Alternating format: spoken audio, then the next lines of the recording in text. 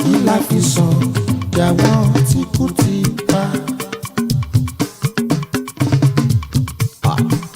Ìwọ ló ṣàbò àlàáfíà wa. Ìwọ la mọ̀ tó gbà wá lọ́wọ́ ẹ̀rù. Ẹ kọrin ìyìn sọ́ba olóore wa. Hallelujah, ògo ni fún Baba.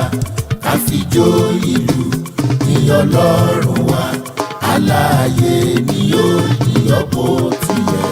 Hallelujah, ògo ni fún Baba.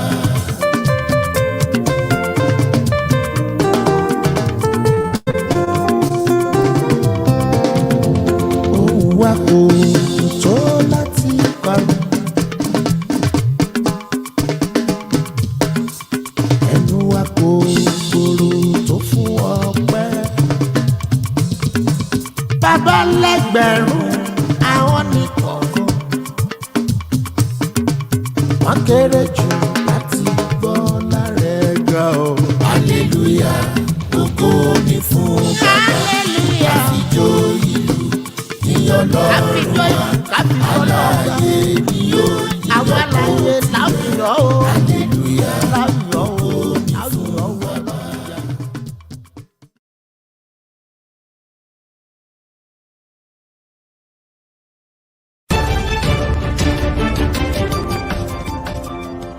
OYTV.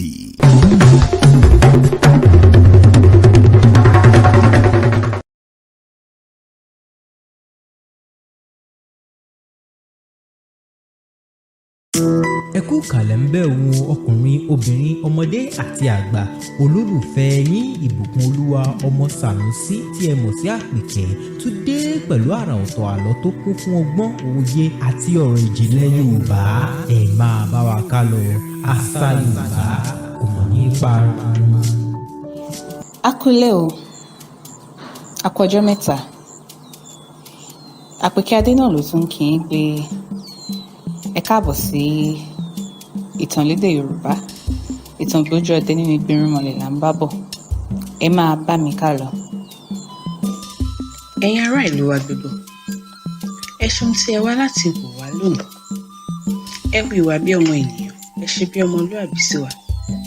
Ẹ mú kí orí wa yá, ẹ mú kí àyà wa balẹ̀, ẹ sì mú kí ọkàn wa ṣe sí ìrìn àjò wa. Bí kò bá sí ohun tí ó ṣe ẹ̀ṣẹ̀ kì í ṣẹ̀. Bí kò bá ní ìdí, ẹ kò ní dédé ṣe báyìí rí wa. Gbogbo àwa tí ẹ̀ ń wò yìí, òkè láńgbòdo ni à ń lọ, nítorí ìlú wa yìí náà sì ni. Àjò kì í dùn títí kí onílé má re ilé. Kò sí bí ìdálẹ̀ ti lè dùn mọ́ wa tó kí a má rántí ilé wa. Bí ìlú ẹni kéré tí ó dàbí ìtẹ̀yẹ, ìlú ẹni ní ìlú ẹni. Bí ìlú ẹni dọ̀tí tí ó dàbí orí àtàn, ìlú ẹni náà sì ní ìlú ẹni. Bí ìlú ẹni rí ẹ̀yìn tí ojú àwọn olùgbé rẹ̀ kò là rárá, ìlú ẹni nínú ẹni á máa jẹ́.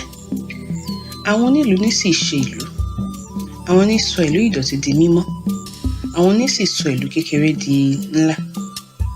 Ṣùgbọ́n ẹnikẹ́ni tí ó bá wí pé ìlú òun kì í ṣe tòun mọ́, gbọ̀ngọ̀sọ ènìyàn ni. Nínú ọ̀pọ̀lọpọ̀ òye àti ìmọ̀ mi, mo rí i pé ìrìn àjò tí ó léwu ni ó wà níwájú wa. Ibi yóò máa gun orí ibi, ìyà yóò máa gun orí ìyà, ìyọnu yóò máa gun orí ìyọnu. Bí a ti lọ kọ́ ni a ó bọ̀. Ọ̀pọ̀lọpọ̀ kì yóò fi ojú rí ìlú yìí mọ́. Ṣùgbọ́n bí a bá lọ tán, ẹ má ṣe gbàgbé wa. Ǹjẹ́ mo kí yín lórúkọ àwọn ẹlẹgbẹ́ mi wọ̀nyí? Àwọn alábùkún ènìyàn tí ó ń lọ sí orí òkè láńgbòdo. Ó dìgbà o, ó ti gbére o. A fi ará sílẹ̀ fún yín, a fi ìbátan sílẹ̀ fún yín, a fi ilé sílẹ̀ fún yín, a fi ọ̀nà sílẹ̀ fún yín. Ẹ jọ̀wọ́, ẹ má ṣàìṣe ẹ̀yìn dé ni. Bá a bá padà gẹ́gẹ́, bí a kò bá sì tún rí yín mọ́, ìpàdé di ọ̀run. Nígbà tí ó parí ọ̀rọ̀ èyí, gbogbo àwọn obìnrin bú sí ẹkún, àwọn ọkùnrin sì fa ojú wọn rọ. Ṣùgbọ́n òun kọjú sí wa wípé, ẹ̀yin ẹlẹgbẹ́ mi tí ẹ̀ ń lọ sí òkè láńgbòdo, ẹ ṣe ọkàn yín gírí kí ẹ sì ṣe bí alágbára. Ògo wo ni ó wà fún ẹni tí ń ṣe afẹ́ káàkiri inú ayé tí kò sì ṣe ìlú rẹ̀ ní orí olókan? Iyì wo ni ó wà fún ọ̀lẹ ènìyàn tí ó tó ti akọni ọkùnrin? Mo fẹ́ kí ẹ mọ̀ pé àtàrí ọ̀lẹ kò tó ìkan alágbára. Bí fàárẹ̀ rẹ̀ bá dúró ní ìṣẹ́jú kan, ìṣẹ́jú kejì ni àṣírí ẹ̀ á tú. Èyí àti rí tí ẹ̀yin tún fi fajú rọ báyìí. Ṣòdẹ̀kẹ́ ṣe tirẹ̀ láàrin Ẹ̀gbá, ó bá tirẹ̀ lọ. Òdèǹgbé ṣe tirẹ̀ láàrin Ìjẹ̀ṣà, ó bá tiẹ̀ lọ. Ògúnmọ́lá ṣe tiẹ̀ láàrin Yorùbá. Bí a kò ní ṣe tiwa. Ọ̀nà tí ìmọ̀dóye fi sọ̀rọ̀ yìí dáa púpọ̀, ó sì mú wa ní ọkàn le. Gbogbo wa fi ohùn kan wípé a ò ṣe tiwa, ó yá ẹ jẹ́ kí a lọ. Bẹ́ẹ̀ ni a kọ orí sí ọ̀nà, gbogbo ènìyàn sì wọ́ tẹ̀lé wa, wọ́n sì wá débodè kí wọ́n tó fi ẹkún padà kí wọ́n tó lọ sí ilé. Nígbà tí gbogbo wọn padà tán, ọkùnrin arúgbó kan tẹ̀lé wa. Nígbà tí a sì rìn díẹ̀ tí ó mọ̀ pé gbogbo ènìyàn ti padà tán, ó dá wa dúró sì bá wa sọ̀rọ̀ báyìí pé, ẹ̀yin ọmọkùnrin, lílọ ní ẹ ń lọ yìí, ẹ máa ṣọ́ra nípa ìjà. Ẹ má ti ṣe kórìíra ara yín.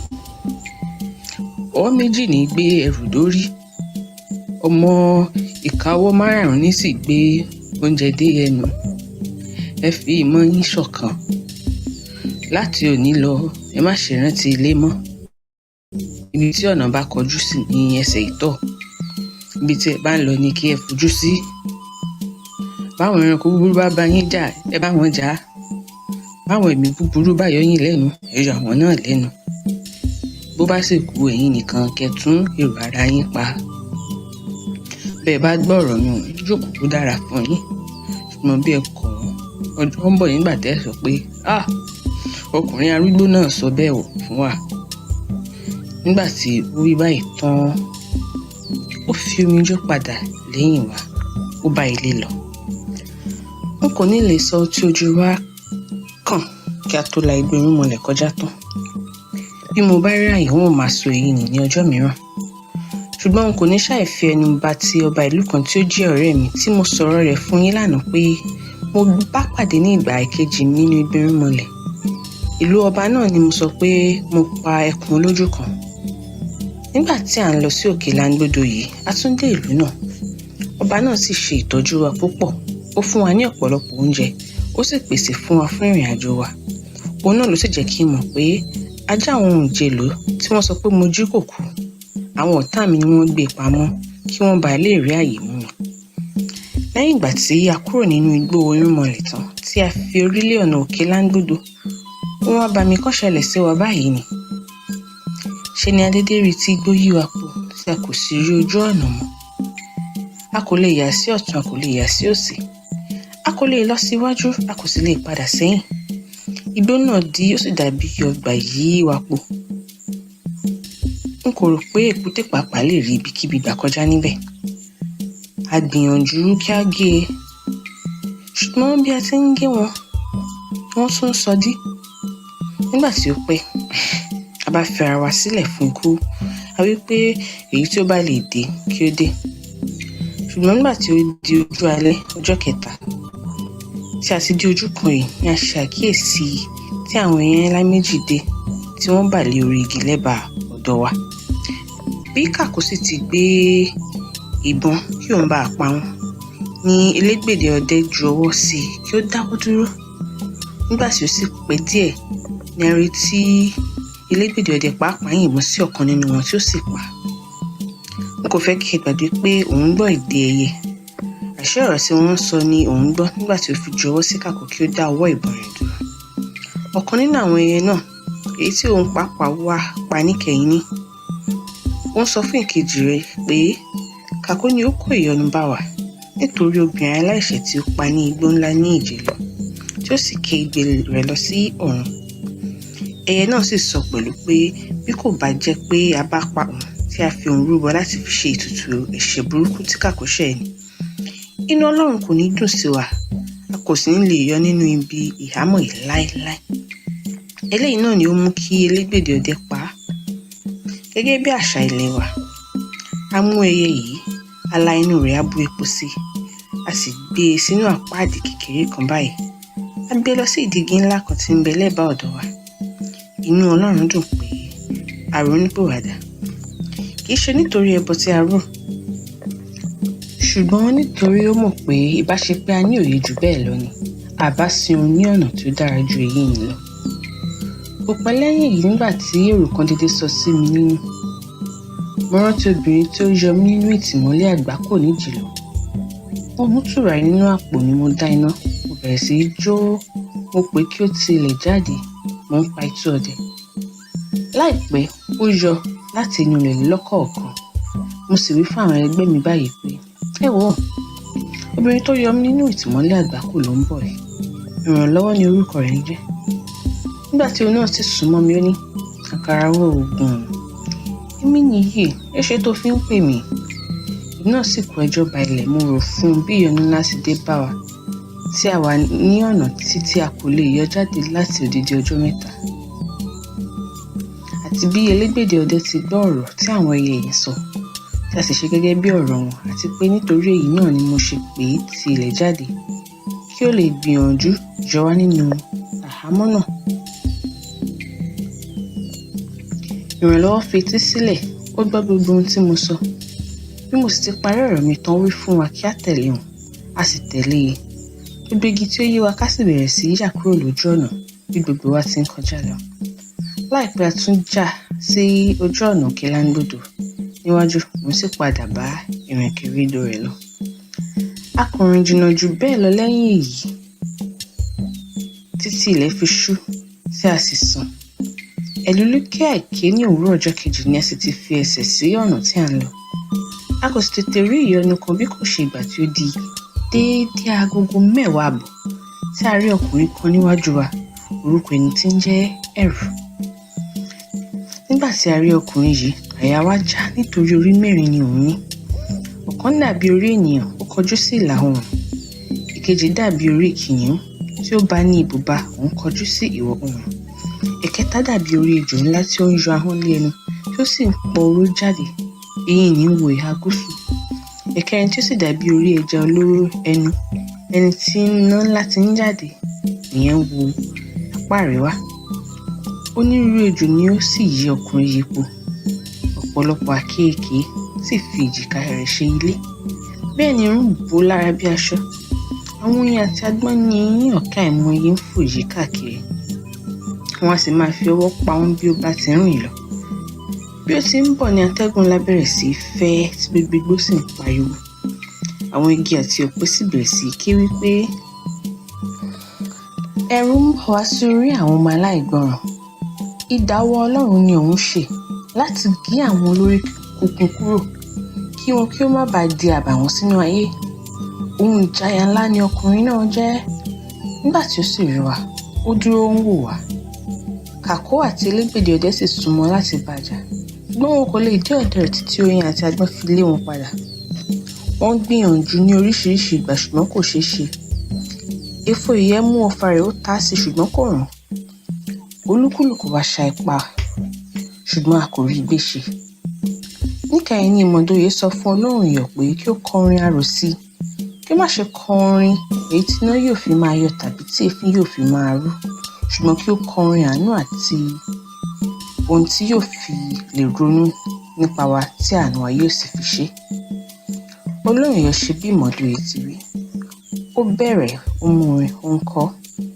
Ó sọ oríṣiríṣi nǹkan nínú orin náà nípa bí Ọlọ́run ṣe dá ayé àti ọ̀run àti bẹ́ẹ̀ bẹ́ẹ̀ lọ. Bí ó ti ń kọrin ni ó fi ògèdè kọ̀ọ̀kan bọ̀ ọ́ láàrin. Nígbà tí ó sì pẹ́ ní a rí tí Ẹ̀rù kí ré mọ́lẹ̀, ó sá lọ. Báyìí ni a fi orin lásán lé ẹni tí ìbọn àti ọfà kò ká lára. Nítorí ohun tí a fi ẹ̀sọ̀ mú kì í bàjẹ́, ohun tí a fi agbára mú nílé lára kókókó. A kọjú sí ọ̀nà, a tún lọ. A sì ń títí ó fi di pé ilẹ̀ ń ṣú tí ẹyẹ àgbẹ̀ ń ké. Nígbà tí a sì dé ibì kan báyìí, a dúró, oníkálùkù sì fi ẹ̀yìn lé ibikíbi tí ó bá rí, a sùn lọ. A dúpẹ́ lọ́wọ́ Ọlọ́run pa jí ní òwúrọ̀ ọjọ́ kejì, a sì tún kọjú sí ọ̀nà wa. Ó tó ìwọ̀n agogo 7:30 òwúrọ̀ geere ní a dé ìlú kan báyìí. Nígbà tí a sì fẹ́ wọ inú ìlú náà, a ṣe àkíyèsí àkọlé yìí ní ẹ̀gbẹ́ ilẹ̀kùn odi ìlú náà. Ògòǹgò bàbá ẹyẹ, olórí ẹyẹ màrè o. Ẹlẹ́dàá kò kọ̀ kí ẹnikẹ́ni pa ẹyẹ jẹ. Ẹlẹ́dàá kò kọ̀ kí ẹnikẹ́ni fi ẹyẹ ṣe ohun rere. Ṣùgbọ́n ẹnikẹ́ni tí ó bá ti pa ẹyẹkẹ́yẹ láì nídìí kò gbọdọ̀ wọ inú ìlú wa. Àṣẹ ìlú àwọn ẹyẹ ni, Ògòǹgò ni ọba wọn. Bí ènìyàn bá wọ ìlú yìí bí olúwa rẹ̀ bá sì ti pa ẹyẹkẹ́yẹ láì nídìí tàbí ó ti fi ìyà kan jẹ ẹyẹ láì nídìí, bí ó bá ti wọ ibẹ̀ ní nǹkan pupa bí ẹ̀jẹ̀ yóò dédé hàn ní ríbi sí síwájú olúwa rẹ̀. Onítọ̀hún pàápàá sì lè ṣàìmọ̀. Nígbà tí àwa wọ ibẹ̀ a kò mọ nǹkan kan. Níwọ̀n ìgbà tí ó sì ti jẹ́ pé gbogbo wa ni ó ti sọ òkú du ẹyẹ rí nígbà tí a wà ní kékeré tí a sì ti pa wọ́n ní àìnídìí. Nǹkan pupa wọ̀nyí hàn síwájú wa, a kò sì mọ nǹkan kan títí àwọn ọlọ́pàá wọn fi mú wa tí wọ́n kó wa lọ síwájú Ògòǹgò bàbá ẹyẹ. Ògòǹgò tí mò ń sọ̀rọ̀ rẹ̀ yìí yàtọ̀ sí irú Ògòǹgò tí a máa ń rí káàkiri ní ilé. Ẹnu ọrùn ní sí ìsàlẹ̀ nìkan ni ó fi jọ ẹyẹ, ìyókù bí ti ènìyàn lórí. Orí rẹ̀ tóbi tó ti ènìyàn, ó sì pa ní àárín, ó ń dán koro. Ọrùn rẹ̀ gùn ju ọrùn Ògòǹgò ti ilé lọ, kò sì tóbi púpọ̀. Nígbà tí ó bá jókòó, ọrùn náà kájọ ní ìlọ́po ìlọ́po. Orí á sì yọ láàárín rẹ̀, a máa dán koro. Nígbà tí ó rí wa, ó wí tìbínú pé, "Ta ni ẹ̀yin wọ̀nyí? Níbo ni ẹ ti wá? Níbo ni ẹ sì ń lọ? Dájúdájú olè ni yín. Àmì ọlọ́ṣà ń bẹ níwájú yín. Nítorí náà ẹ ṣe gírí kí oníbàǹtẹ́ sán ìbàǹtẹ́, kí oníṣòkòtò fún ṣòkòtò. Wọ́n hàn yín lé ìmọ̀ lónìí. Iṣẹ́ 3 ni ẹ ò ṣe fún mi. Bí ẹ kò bá sì lè ṣe wọ́n, pípa ni wọn ò pa gbogbo yín jẹ." Inú bí Káàkó púpọ̀, ó sì fẹ́ sọ̀rọ̀ akọ, ṣùgbọ́n Ìmọ̀dóye pa lẹ́nu mọ́. Ìmọ̀dóye sì fún Ògòǹgò lésì báyìí pé, "A kò wá láti jalè rárá. A kò sì wá láti ṣe ẹnikẹ́ni ní ibi. Òkè Láńgbódo ni à ń lọ. Bí ẹ bá sì ní iṣẹ́kíṣẹ́ láti fún wa, a ó ṣe é. Ṣùgbọ́n a kò fẹ́ kí ẹ bá wa jà. Ọ̀rẹ́ yín la fẹ́ ṣe." Ó dàbí ẹni pé inú ọba yìí rọ̀ díẹ̀ nígbà tí ó gbọ́ ọ̀rọ̀ yìí tí Ìmọ̀dóye wí. Ó sì wí fún wa pé iṣẹ́ ìkíní tí a ó kọ́ ṣe ni pé a ó yan ẹnìkan nínú wa tí yóò bá ẹranko ńlá kan jà tí ó wà ní ilé òòṣà bàbá wọn. Ẹ̀yin fẹ́ mọ irú ẹranko ńlá náà àbí? Ó dọ̀tẹ̀ tó ń bọ̀ ká tó sọ irú ẹranko tí ẹranko ńlá náà jẹ́ àti ẹni tí wọ́n yàn láti bá ẹranko náà jà. Títí ọ̀sẹ̀ tó ń bọ̀ nǹkan, ẹ máa retí, ẹ má mikàn, ẹ má garùn rárá. Ìtàn náà á tẹ̀síwájú. Ó dàbọ̀, ó dìgbà kan náà.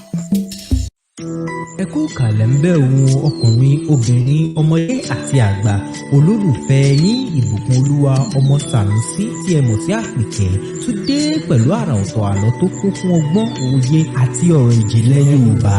Ẹ máa bá wa ká lọ. Àṣà Yorùbá kò mọ̀ nípa ara.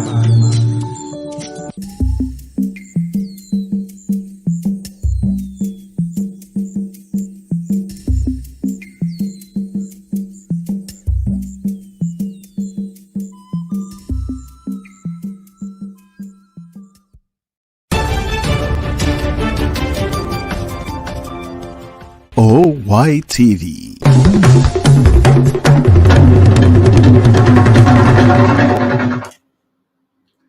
I thank you very much for joining us today. My own name is Samuel Oludare Yerokun, and that is just right on our news highlights. Remember that after this session, we will be hosting Mr. Femi Odedeyi from Yoruba Referendum Committee.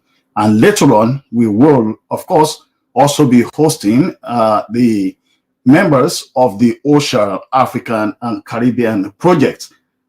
It's an organization that is based here in Scotland. So let's kick off with the news highlight that we have for today. What's trending here, of course, for those that have been following the news, is the death of Prince Philip, that is the Duke of Edinburgh, who died at the age of 99.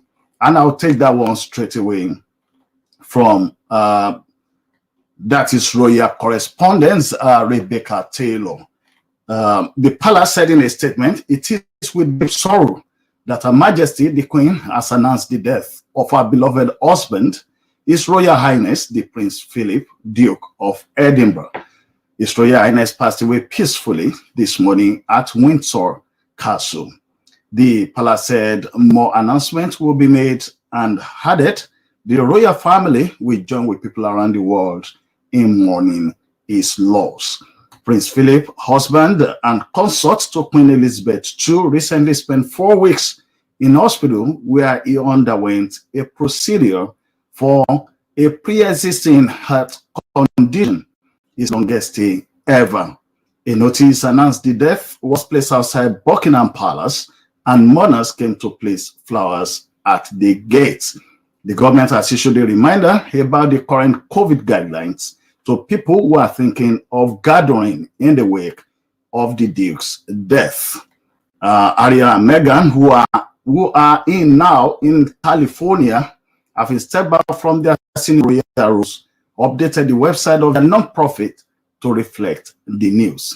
It now reads, "In loving memory of the Duke of Edinburgh," and the date 1921 to 2021. I'll get this sorted quickly. Right. Apologies for that part. So we'll move on to the other part of the news.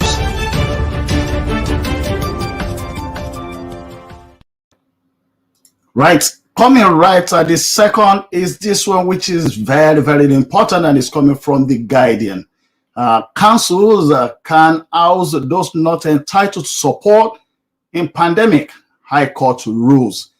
For those of you that are in the United Kingdom or you are conversant with the regulations here in the United Kingdom, people that do not have entitlement or do not have access to public funds cannot be housed by councils. And these are some of the things we've mentioned in the past, especially when the government was offering people access to have vaccine for free, and people were asking, these are the same people that were not supported, but now the government wants them to take free vaccine. But of course, what is coming straight on from the Guardian regarding a High Court ruling as this, that council can now ask those not entitled to support in pandemic if they are experiencing difficulties.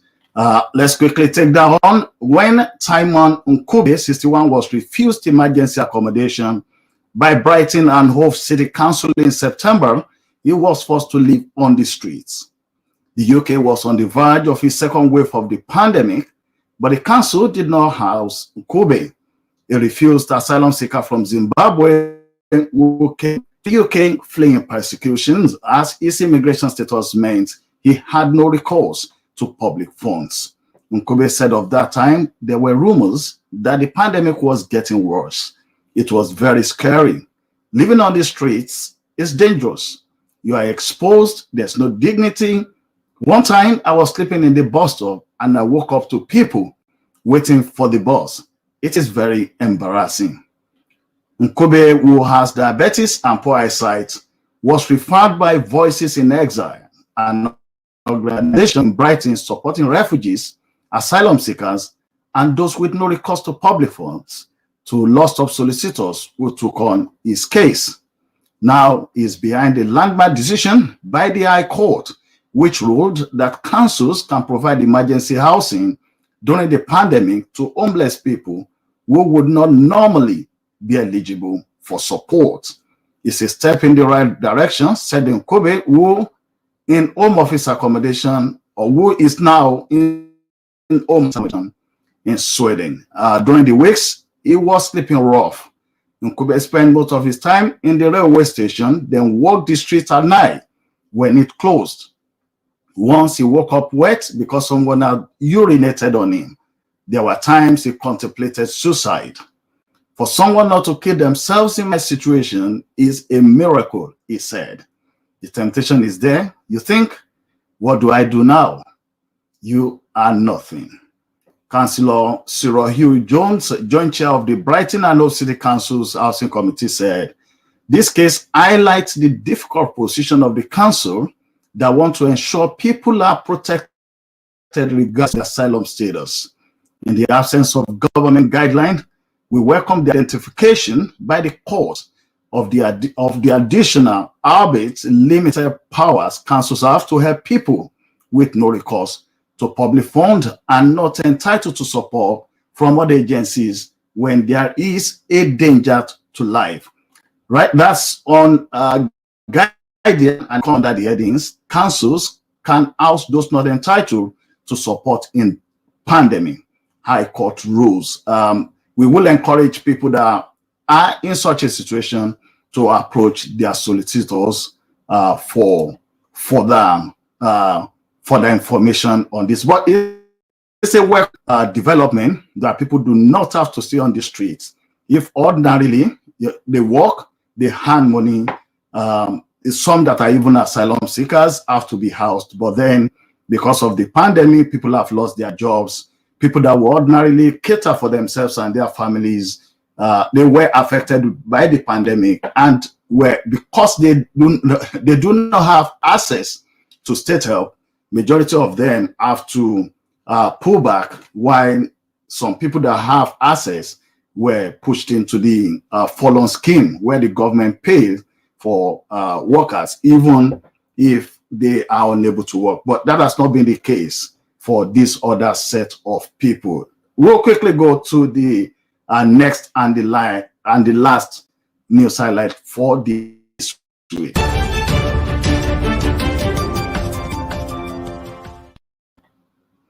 Right, our last one is just taken straight off from Guardian as well. And also this is quite very, very important, especially when it comes to the issue of immigration. And right from the Guardian, we've got this under the headings, UK's headlong rush into abandoning human rights rebuked by Amnesty. For those that have been following the cases of human rights and the UK immigration approach to dealing with certain aspects of human rights, especially after the UK exited the EU, EU companion, there has been some couple of issues regarding how UK, which ordinarily seems to have the EU have a sort of oversight responsibility over the UK. So some couple of UK human rights violations will normally be addressed by the EU. But now that the UK is no longer in the EU, people have been criticizing some couple of things, some couple of steps that the UK has taken, which they believe is them rushing to abandon the standard that's been set for many years. I will quickly take that. Amnesty International has published a stark rebuke of the UK government stance on human rights, saying that it is speeding towards the cliff edge in its policy on housing and immigration, and criticizing its seeming to end the legal right for the public to challenge government decisions in court. I will most likely leave us with that one as we are getting to the end of this, and we'll be moving on to the next program. But if you want to follow that, please check the Guardian, and it comes under the heading UK's headlong rush into abandoning human rights rebuked by Amnesty. OYTV.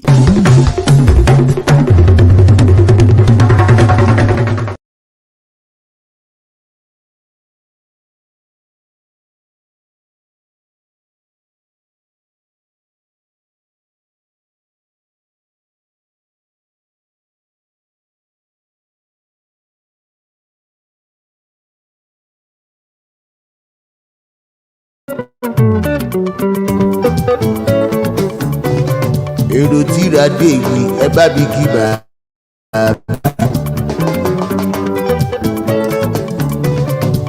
ààrẹ afẹ́ babalọ́lá aláṣẹ Agba yunifásitì ládó èkìtì. olówó orí ọkọ yìí ààrẹ mo dúpẹ́ ọlá.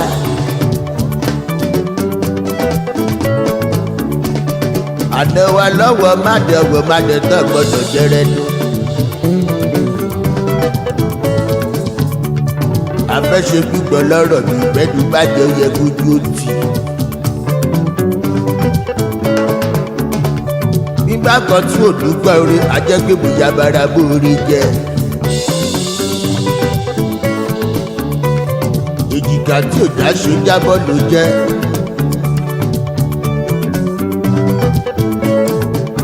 yàtọ̀ sí gbọ́jẹ́ bàbá fún mi lẹ́sìtì ẹ̀ bá mi ni.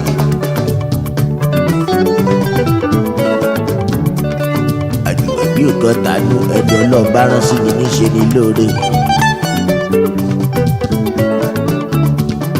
ó jẹ́ kí iṣẹ́ orí kíkọ ó jẹ́ kó rọ mí lọ́rùn gidi gan ni. ó bú mi láti nọ́ọ̀tì ó sọ mí di something.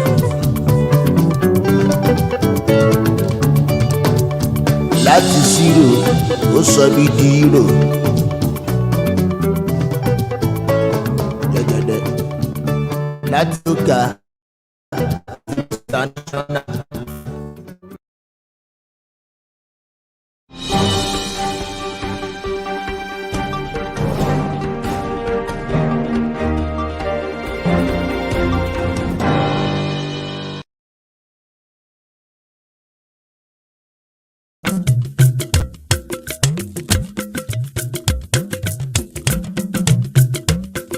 àgbàrá òjò lówó nílé wo bí sọdún onílé ni ò ní gbà fún un. èé ti rí èé ti ṣe àkọ́kọ́ dáyé àṣebáyégún karìnrìn gbàlàkà sọ̀rọ̀ falala kò pẹ́ kò jìnnà wọn láti ń gbọ́n. ṣé fúlàní yóò wá borí wa ni? àgbààgbà nílẹ̀ yorùbá ẹ dìde o. ẹ̀yin àgbẹ̀kọ̀yà ẹ dìde. ogun fúlàní ò gbọ́dọ̀ borí wa. Tani yóò padà táyé ṣe o.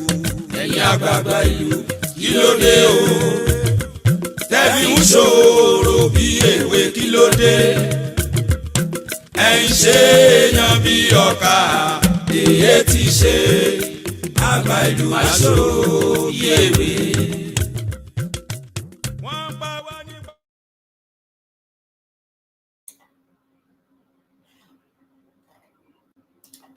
Right, you are most welcome to the program, and of course, we already have Mr. Femi Odedeyi right on, just right at the backstage, and I'm bringing him back right on here. You are most welcome to the program, sir. Hello, I'm not. I can't see you on the program. Well, I'm seeing you. Hello. Hello, I am seeing you. Are you hearing me, sir? I'm not. I'm still backstage. I'm not on the. No, we are the kidney is low. We are seeing you. We are hearing you clearly, sir. Yeah. We are hearing you clearly. We are seeing you. Okay. We are hearing you clearly. It's just that I'm not seeing myself on the on the main screen, but it's okay as long as you are hearing me. But yes, we're hearing you. I'm not hearing you very clearly. It's too low. It's the sound level is low. Okay, we'll try to look into that and see what is happening. We'll try to adjust that. Okay. You are welcome to the program. Yes. Do I log out and log back in? Because I can't. Okay, that might be helpful. That might be helpful. Okay. You can log out, sir, and then log back in. Let me leave and then come back in. Okay, sir. Okay.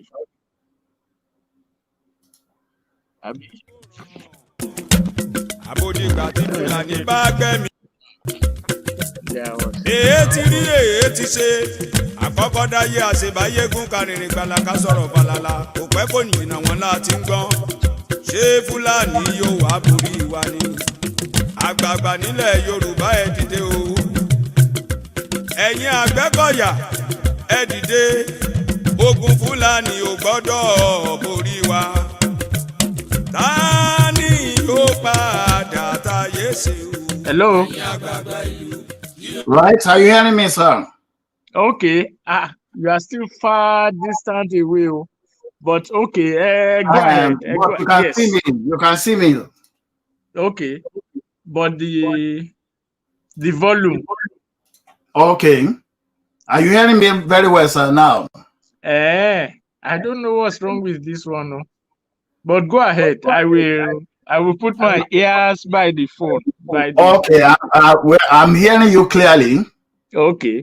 I'm hearing you clearly. Okay. So you are welcome to the program for this week. All right, thank you. Right, I think we will speak more in English today. I mean, almost about a month now. We've been mostly discussing in Yoruba language. So maybe we'll take English because things we're sending out is in both languages. So okay. You are most welcome. All right. Just a brief introduction of yourself, sir.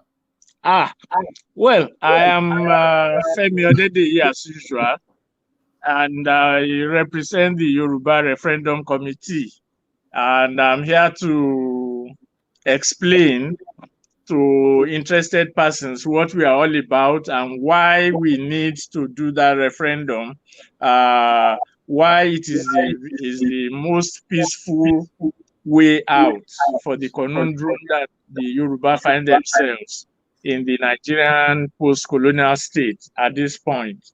I'm just a simple Yoruba man doing my duty within the context of my own time. That's my favorite expression, which I took from the late Amilcar Cabral, who was the leader of the Guinea-Bissau liberation movement in the 70s, before he was killed in the 70s. I believe he was asked the same question, and the answer he gave was that he is doing his duty within the context of his own time, which I find appropriate for our own time now, that we all need to do our duties within the context of our own times. So outside that, I mean, we are all, there's nothing spectacular except doing what is necessary to be done. Just a regular Yoruba guy doing his duty within the context of his own time. Okay, thank you very much, sir. I'm just looking into the petition that has been on, in which people are encouraged to sign. I'm just trying to, let me quickly get where we are at the moment. Now, some couple of days back, we are over 7,500. Just a quick one, sir. I hope you are hearing me. You are hearing me very well. Yeah, not quite well, but I'm trying to. Go ahead. Can you repeat it? All right. I'm just looking at the petition, the number of signature that is on the petition at the moment. This is going to about 7,607. Let's see, counting. About 7,620. Yeah. For the signatures at the moment. That's quite a big jump from where we were 2 weeks ago.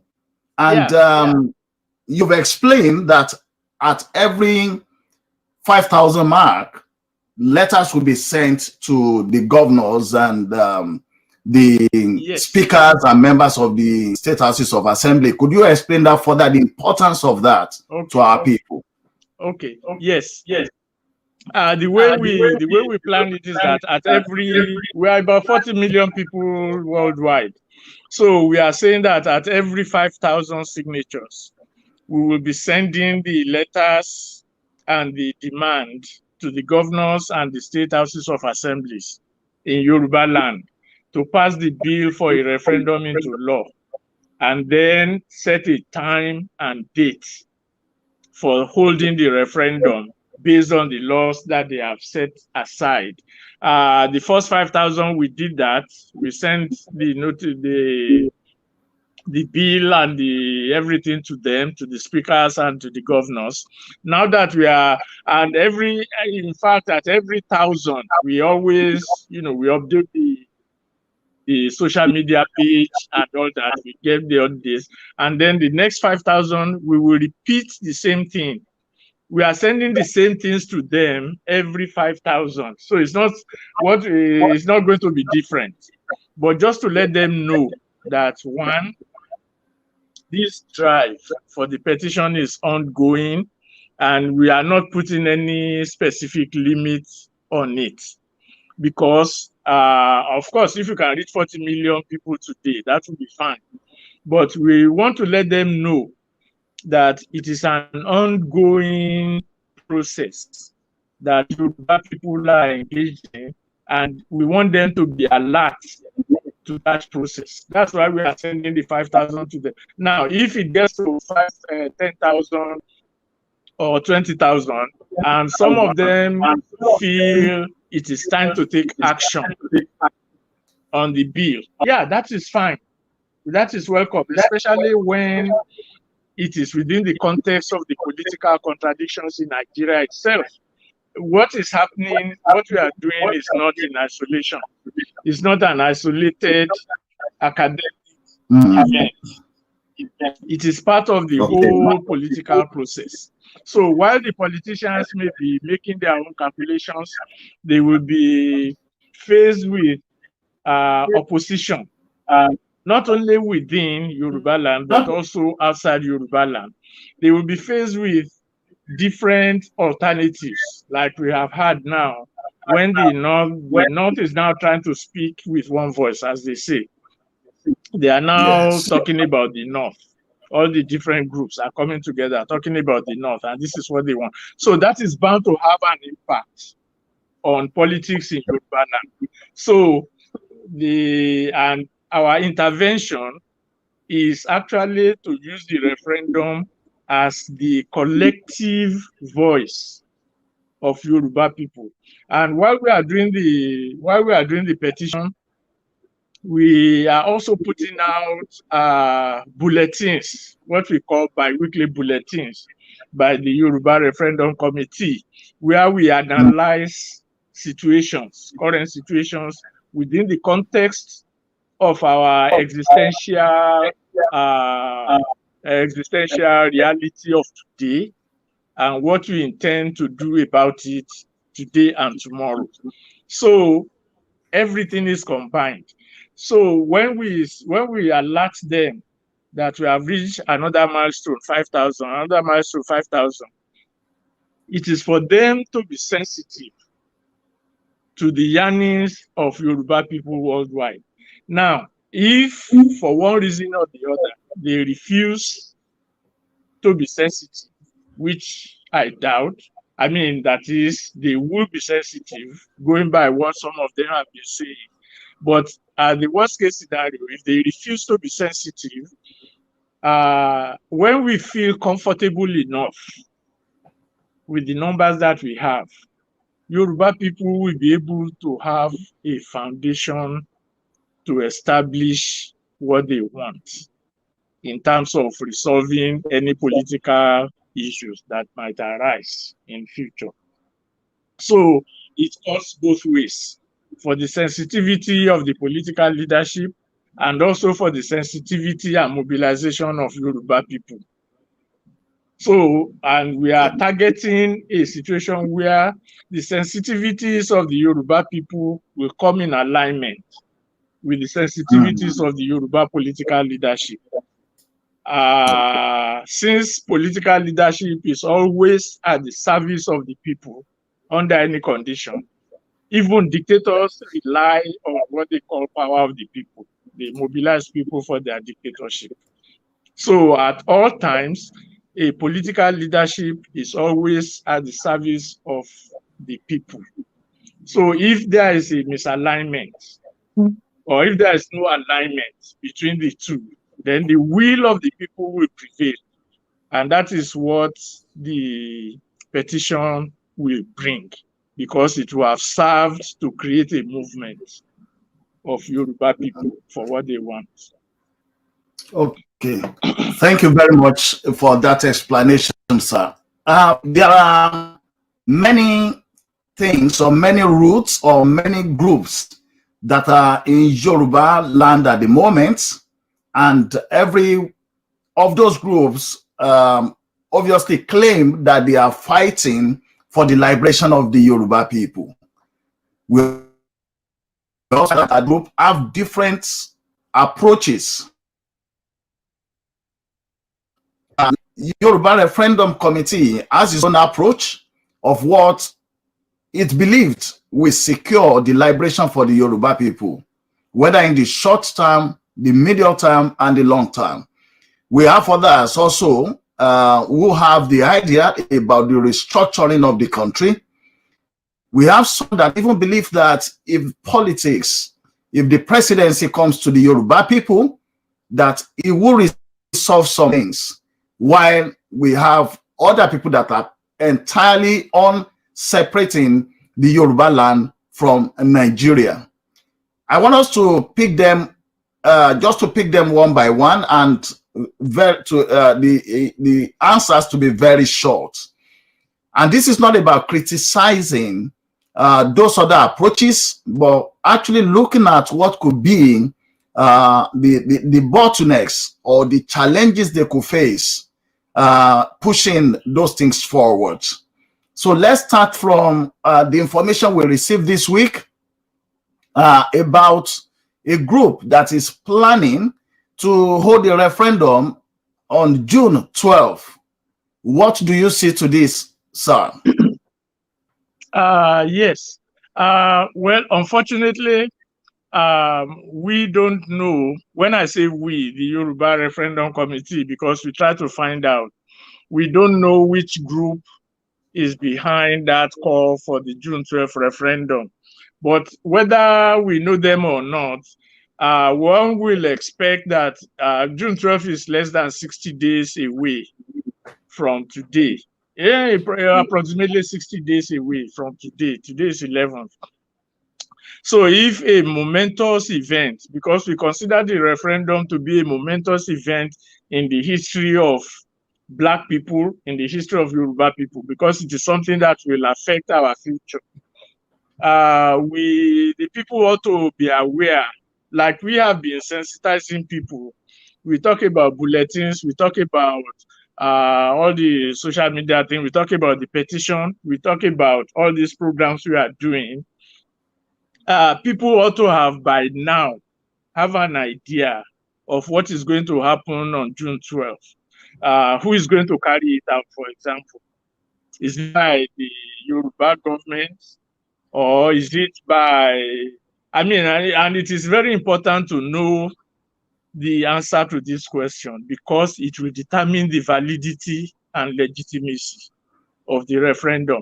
Anybody can rise up on June 12th and hold a rally anywhere and claim, okay, the Yoruba people have decided. Where? How? And we know how rallies are organized in Nigeria. Anybody can hold any rally anywhere. Counter rallies are held and all the rest of it. So we don't want to get bogged down in questions of validity and legitimacy. So that is why for us, we say the best way, the surest way, is to get the recognized authorities, that's the House of Assembly, and of course the governor's assent, to handle that aspect.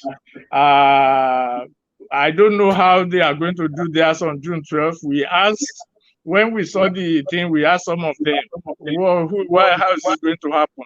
The answer we got was that we will know when the date is. I mean, how can, to us, it's like, well, something is going to happen on June 12th. We don't know what's going to happen, but on June 12th, we will know. Nobody is going to don't let me preempt them, but I don't think I want to put out my neck to something I have no idea of how it's going to pan out. So we have no connection with that June 12 demand. Let me just say, maybe that will be the shortest answer. The Yoruba Referendum Committee has no connection with the June 12 demand because we don't know who is behind it. We don't know how it's going to be done. We don't even know what they are demanding, what the referendum is going to be all about. So, okay. Yes. So we are looking at number one, just to break it further, where we talk about, we'll be looking at the challenge of consensus, which the Ondo State governor did mention at that time, that where was it agreed by Yoruba generally that this is what we want, before a group will step forward and say, this is what Yoruba wants. So there will be a challenge of consensus. And once there's a challenge of consensus, definitely there will be a challenge of validity.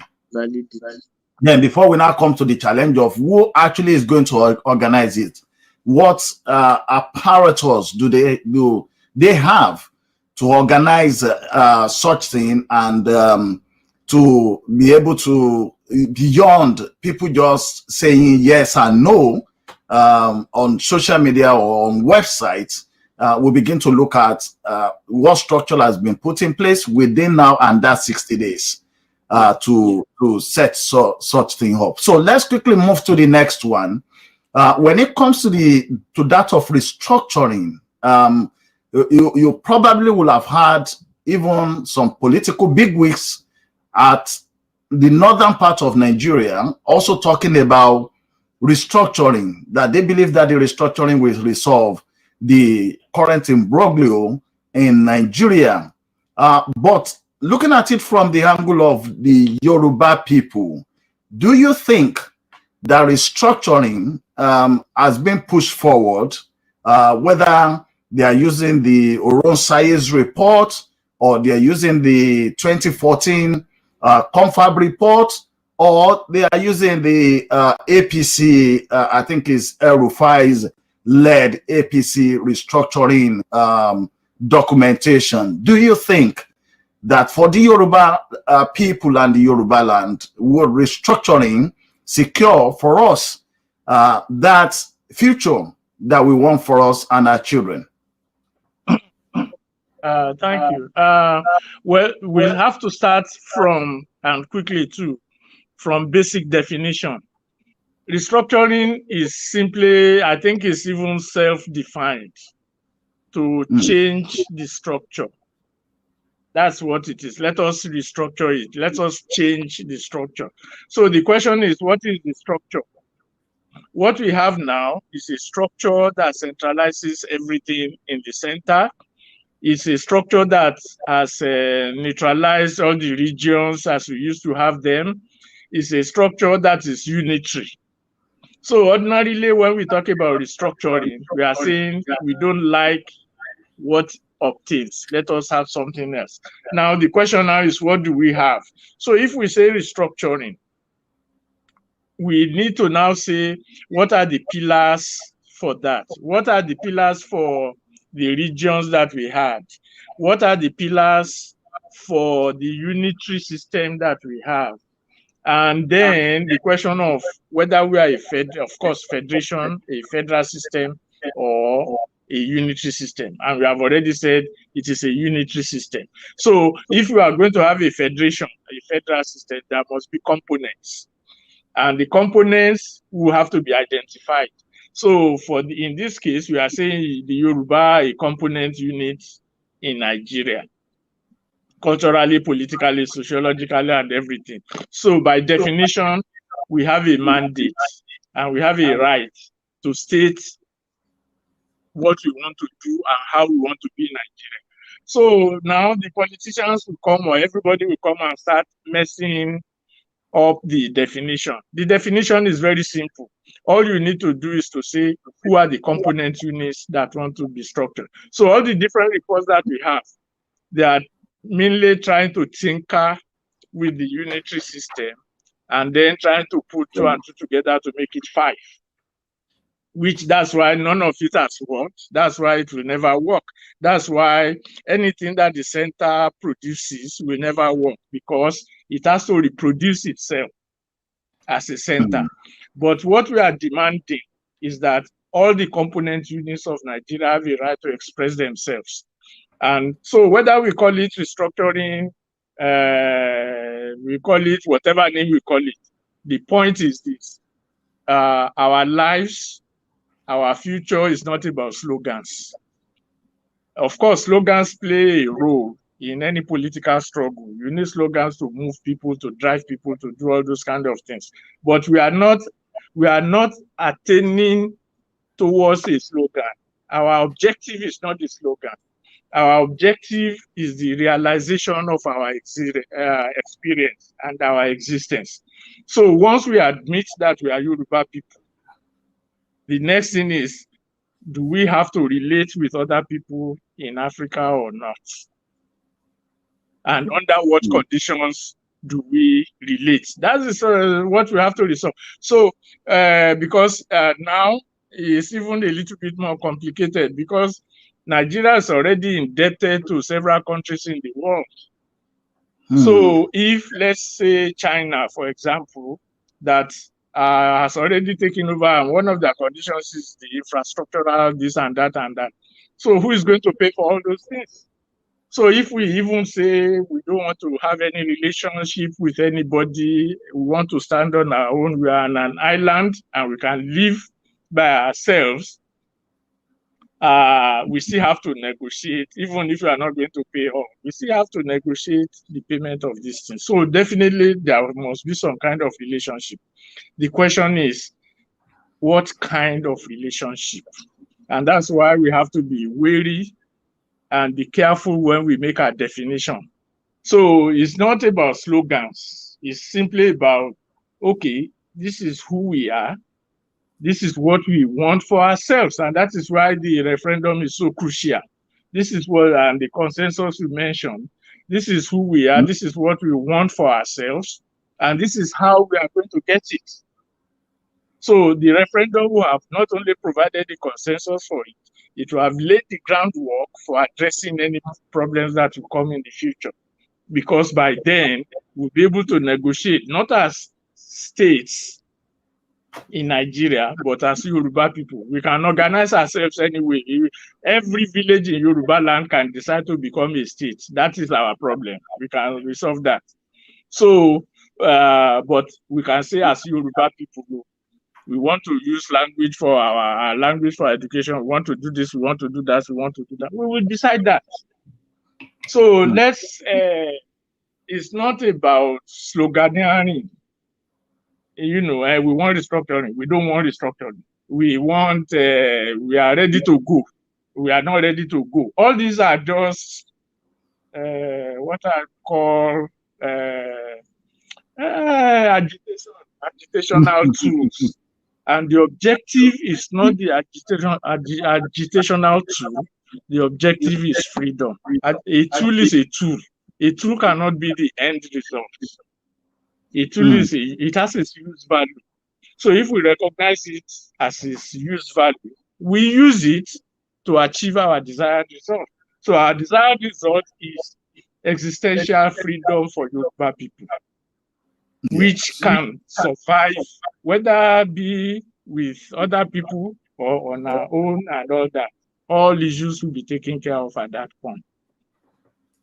Okay, thank you very much. So just to try to pick a sort of conclusion from all what you've said is that the restructuring that will pay the Yoruba people towards his future and the future of his children is one whereby Yoruba become a nation, is recognized as a nation, even if within Nigeria, where the Yoruba people are identified and recognized as a people with culture, with different culture, yes, and they could have their own administration and identified, yes, by their name and their ethics.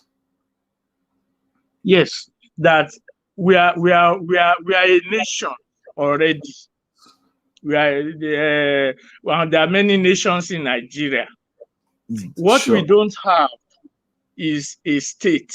That is a state apparatus that will define Yoruba as a nation state. That is, we have our own army, we have our own judiciary, we have our own all these things.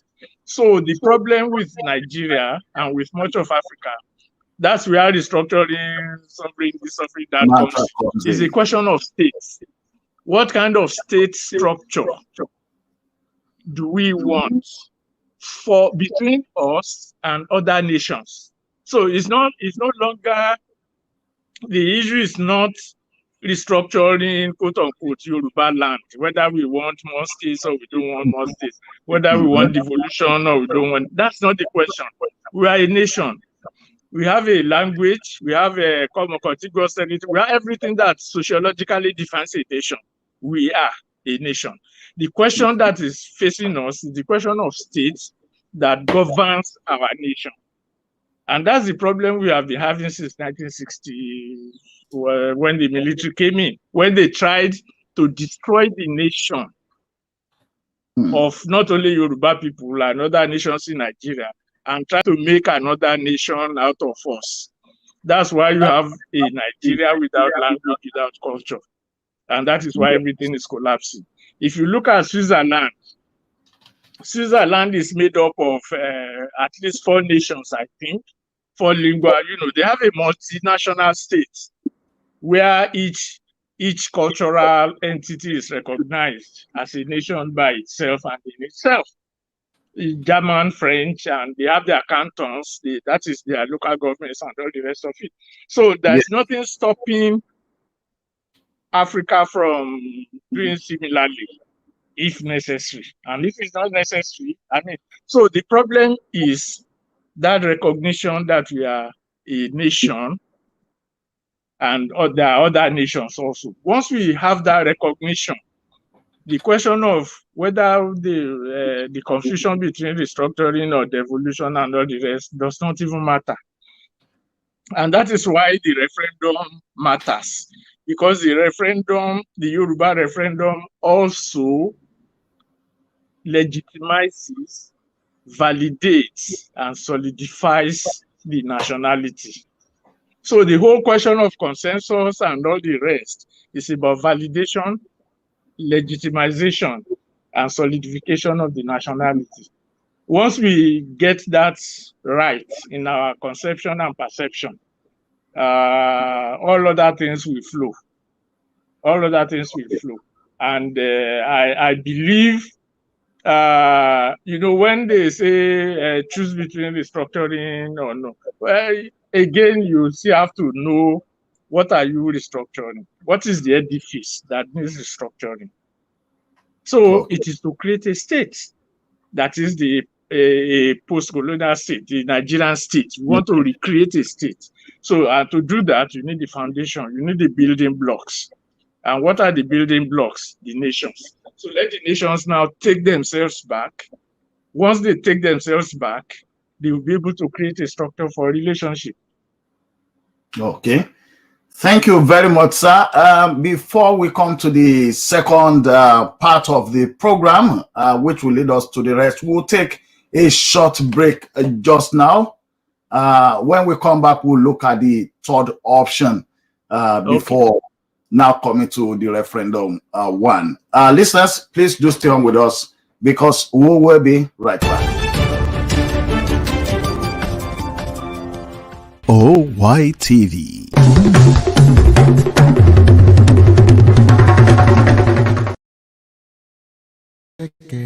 Bọ̀bọ̀ alóyin lòun, àpèdè má pè tànà, ṣẹ̀kẹ̀rẹ̀ ròde ìbànújẹ́, èèwọ̀ òrìṣà. Ṣẹ̀kẹ̀rẹ̀ lọ́ba ń jó, gbogbo wa ló mọ̀ yẹ, ká mú pátì dùn, ṣebí tiwa ni. Àrà ò ní tán nílé alára, láíláí, ilé mo borí, ilé mo bálù. Àtàndá ti ṣẹ́kọ̀ náà, ẹ̀yin tẹ́ ń fẹ́ wa, ẹ má ṣe gan. OYTV.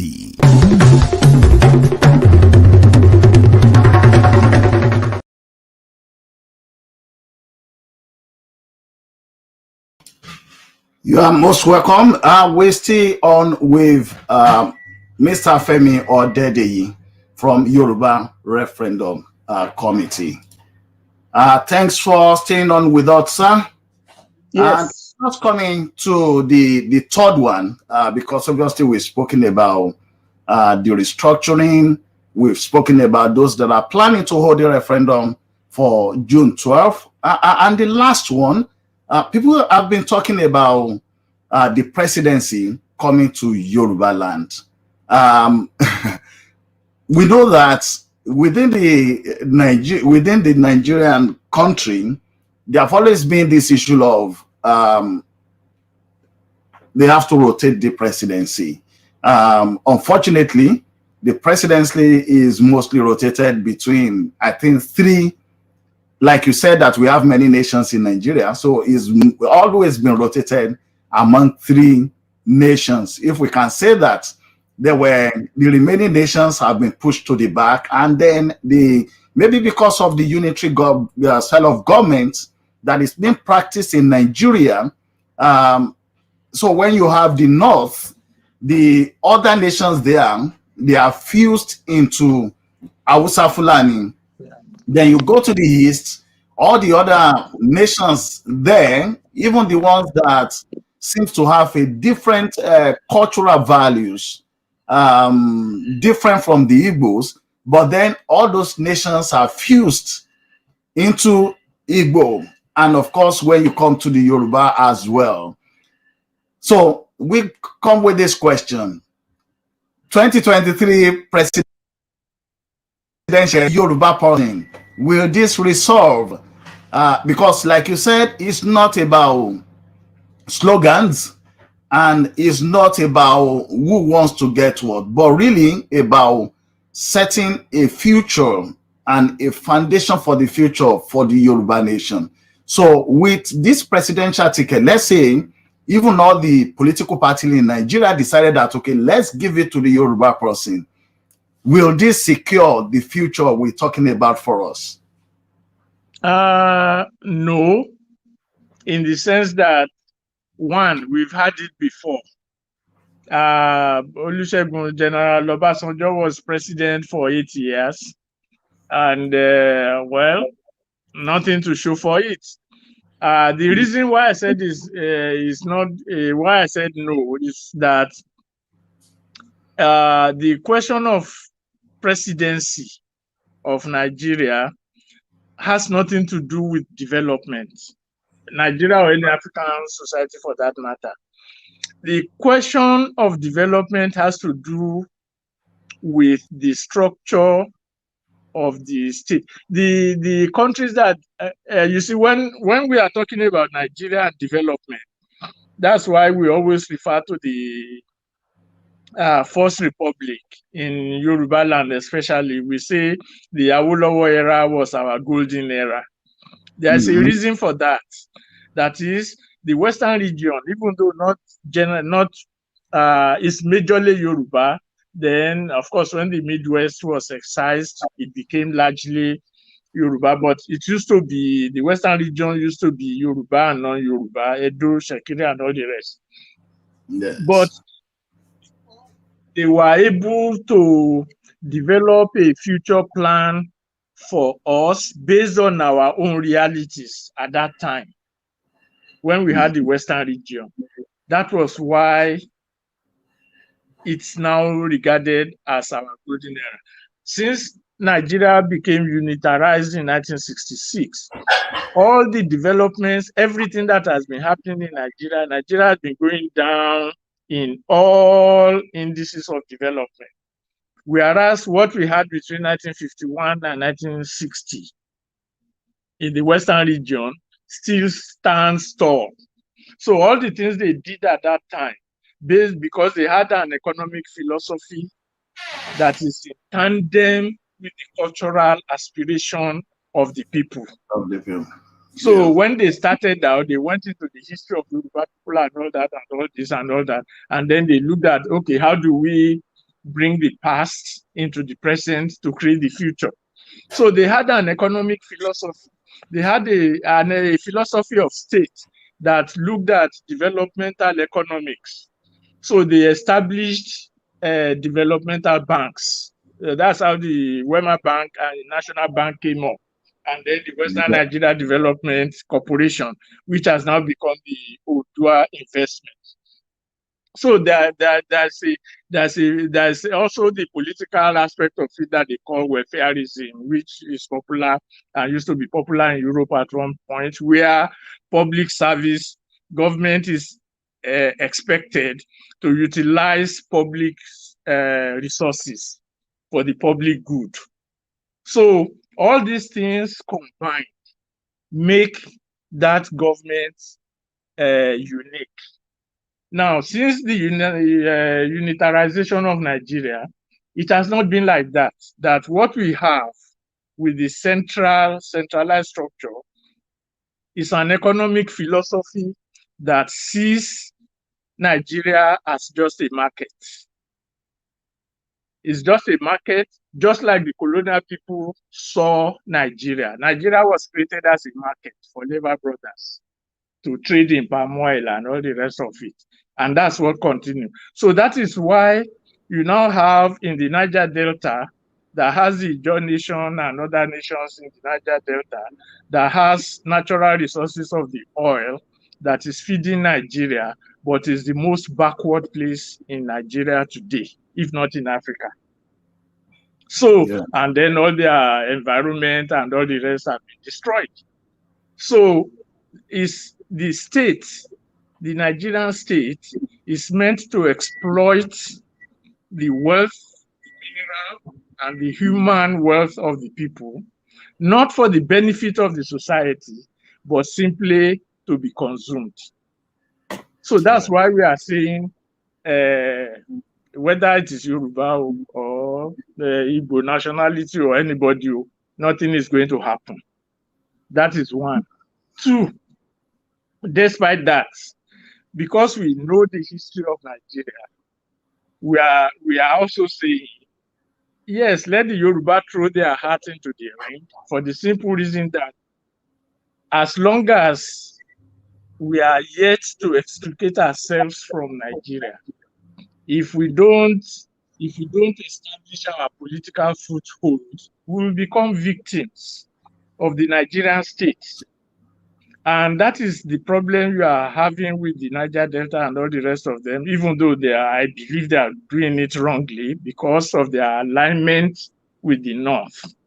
They believe the only solution for them is to align with the North so that they can become partners and all the rest of it. But that's another issue. So our attitude is that, yes, for whatever it's worth, we cannot say because there is not going to, because Obasanjo had been there and we gained nothing, therefore no one should be there. Let them go and contest.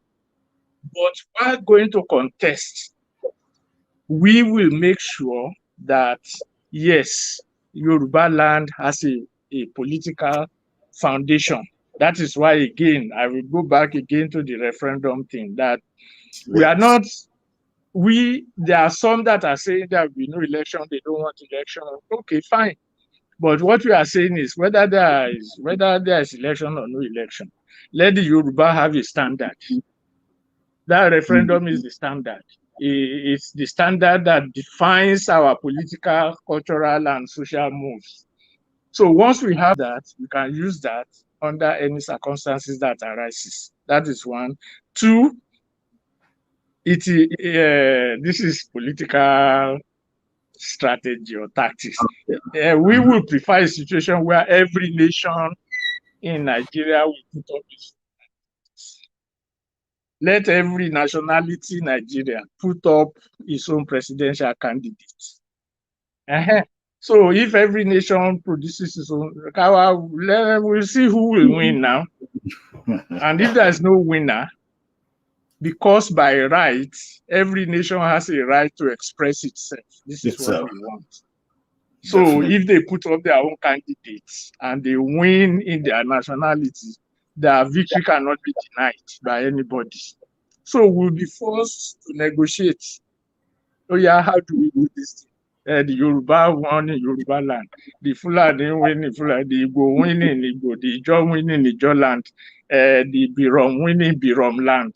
Oh yeah, so what do we do? So that's why I say that's a political strike. If they take it, that will be fine, because there will be no victor anywhere. Everybody will win in their locality. And by definition, we have to resolve it one way or the other. So if they go that route, fine. But what we are saying in essence is that what we are faced with, you see, when we talk about history, we talk about making history, being part of history. It's not just about doing something unusual. We have been living in a state of inhumanity for over 500 years. And once in a while, opportunities come that should take us out of it. Awolowo seized this opportunity in the 50s. That was why he was able to do the little that he did that is still sustainable till today, that is becoming a reference. That is history. So if we are saying, okay, because we've had so many presidents in Nigeria since 1966, and it appears as if every successive president, things always go down. And there's no magic anyone can do to bring it all back again the way it is. Recently, one of the governors, I think Edo State, said that these are what we know. The only difference is we know that they go to Abuja every month to collect allocation. But he said something differently, that in March, the federal government had to print extra money to meet up with the shortfalls, that they didn't make as much money from the oil that they were making. So they had to print money to make it. So if they keep on doing that, I mean, you see what we have. So the thing is that the way the economic philosophy that is driving the Nigerian state is foundationally faulty. Yes, sir. So there's no expectation of anybody coming and wielding his magic wand and say, I can do it better. No. But that doesn't mean we should leave the space for anybody to just occupy. But why not leaving the space for them to occupy? We create our own alternative to back up that move. And that is why we are saying we need that Yoruba referendum. Not simply as a backup for presidential candidate. No, that's not what I'm saying. I'm just saying, once we have that, whether there's a presidential candidate, we have our consensus. Let me put it that way. We have our consensus and we will move with that consensus. And of course, we will also be hoping that every nationality will put up their own candidate under any political party. Just make sure you win your nationality votes and everything will be resolved. Okay. I mean, that's my own. Oh, okay. Thank you very, very much, sir. Hopefully by the time we have you again in the next 2 weeks, then we'll go further into actually the fact that with the referendum, it does really not matter whether we had the presidential election or not. Once we set that standard, we'll hold anyone that is coming for us for votes, we hold them to a sort of an agreement for that. So thank you very much for your time once again. We're a bit short of time today. Yeah, but and the mic is not, I don't know what happened. So we hope that will be sorted fully by the time you come back next in the next 2 weeks. Thank you very much. We appreciate it. Thank you for your time, and thank everyone, all the listeners, and let's go ahead and make our history. Thank you, sir. Thank you.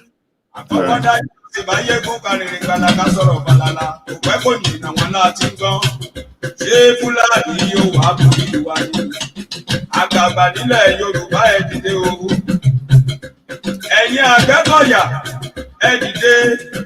Ogun Fúlàní ò gbọ́dọ̀ borí wa.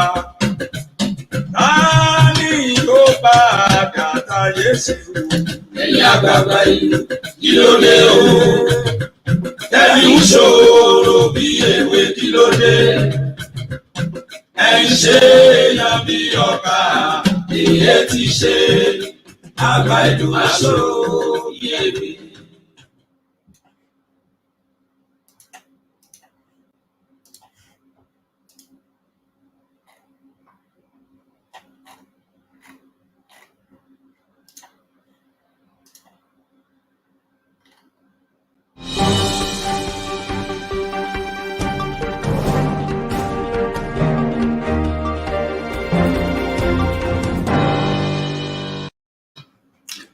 Right, thanks for staying with us, viewers. We'll now just be moving on to the next sections of the program that we have for today. We've got people right on there from Osher, African and Caribbean project based here in Scotland, that is Edinburgh. And they will be talking to us about understanding the Scottish social works, the safeguarding laws and policies, because these are some of the very, very important areas where people, because they do not know. And we've also challenged the government agencies that were meant to create awareness and educate people about how things work here. But then we have this organization which has been putting things forward to ensure that the African and other ethnic communities are well aware of the operation of the Scottish social works and, of course, some other agencies of the government. I already have the guests here, and I'll bring them right in a minute.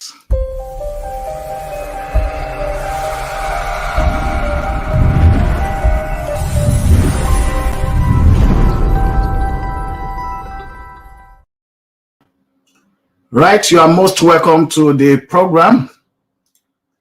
I hope you are hearing me very well. Okay, I think I've muted you. Okay, yeah, Dr. Timi Ogumola, you are welcome once again to the program. Thank you. We've had you before, and we're happy to have you again on OY Media Scotland. And I think you've got Wura with you today. Yes. And of course, that's Wura. You are welcome. Thank you. Thank you once again. I'm back. Right. For those that are watching us from home, obviously you will recognize of the three people right on the screen now. I'm sure you recognize one person from yesterday. Wura has been helping us on OY Media every 2 weeks to bring forward some of the things that are done within the social services circle in order to educate people and also to create an awareness. So you are welcome to the program. Thank you. Now, the floor is yours. I'm sure you've got quite many things to discuss with the people, because as we know in the UK here, for those of us that follow immigration news, we know, like somebody was saying, that they kept on moving the goalposts. So I believe it's just similarly what is happening at this sector. So I will get Dr. Timi right on first, just for the purpose of those people that are joining us for the first time. Who is Dr. Timi Ogumola, and what's your project? The Osher African Caribbean project, what is it about? Okay. I am Dr. Timi, and I am an educationist. I am a lecturer, and I graduated in counseling, educational counseling psychology from the University of Nottingham. And since then, my work experience, I've taught in almost all the levels of education back home. I was teaching in University of Jos for some years. Then I was seconded to the governor's office as the Director General, the Commissioner for women affairs. And later, when I came here, I continued my work as a teacher also. And Osher Women Project, we are specifically addressing the African Caribbean community.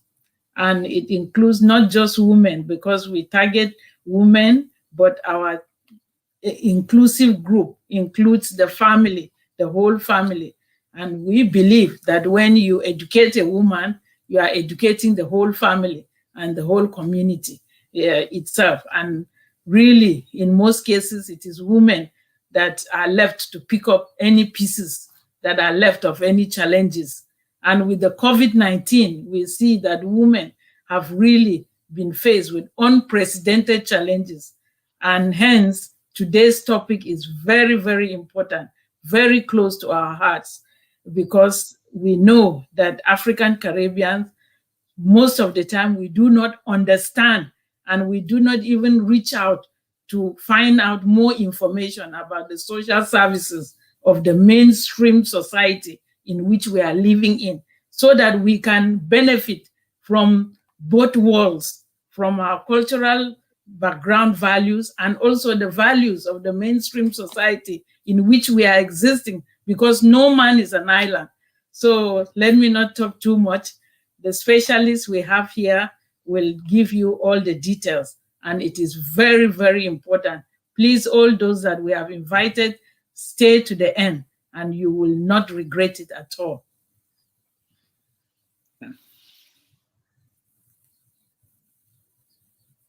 I think I'm muted. Okay, thank you very much. Let's get Wura Ogunrotimi right on. So, Wura, obviously, we might say, yes, we've known you, we've always been here, but for the purpose of this particular session, who's Wura Ogunrotimi and what part are you playing in this project? My name is Wura Ogunrotimi. I'm well, first, I'm an African. I'm a Nigerian. I'm an African, and I'm a mom, a daughter, sister, anyway. And so by profession, I'm a social worker, but obviously I wear different hats depending on who I'm engaging with. I've been very passionate about working with African communities, mainly because obviously being an African is just natural that you want to, you just want to work within your own community. So I volunteer a lot within our community, and yeah, I do quite well. I try as much as possible to share information and also to help empower, and I also work behind the scene with families depending on what we have to do. So, yeah. Okay, thank you very much for that.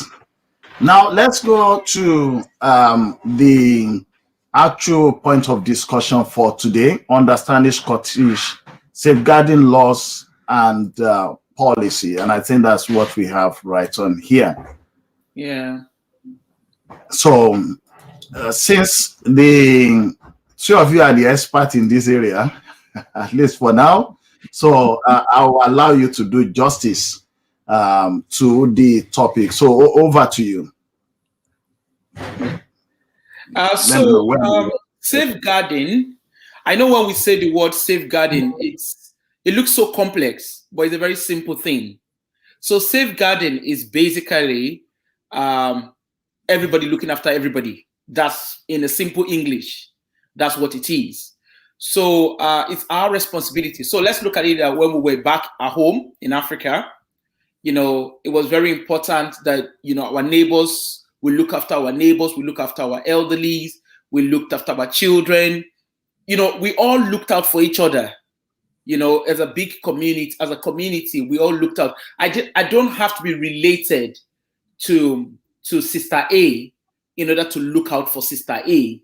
You know, it's my responsibility that Sister A is doing well and thriving. And say, for instance, maybe there's Grandma B or Grandpa D, and maybe he wants to, he wants to shop and he can't afford to do that on his own, or maybe for one health reason or the other, he's not able to do it. What happens is it's natural, the African culture. I know we have, although Africa is a very diverse continent, we have different ethnicity, we have different tribes, but there's something that's quite unique to us. Our values are similar. We have slight differences, but most of our values are similar. Particularly when I say that, particularly values around child rearing and values around our community values. So we have a very collectivist way of doing things. So like in Africa, for instance, we don't look at ourselves as an individual. We do things in a way that it benefits the rest of the community. Remember, as Africans, it's natural that we cook.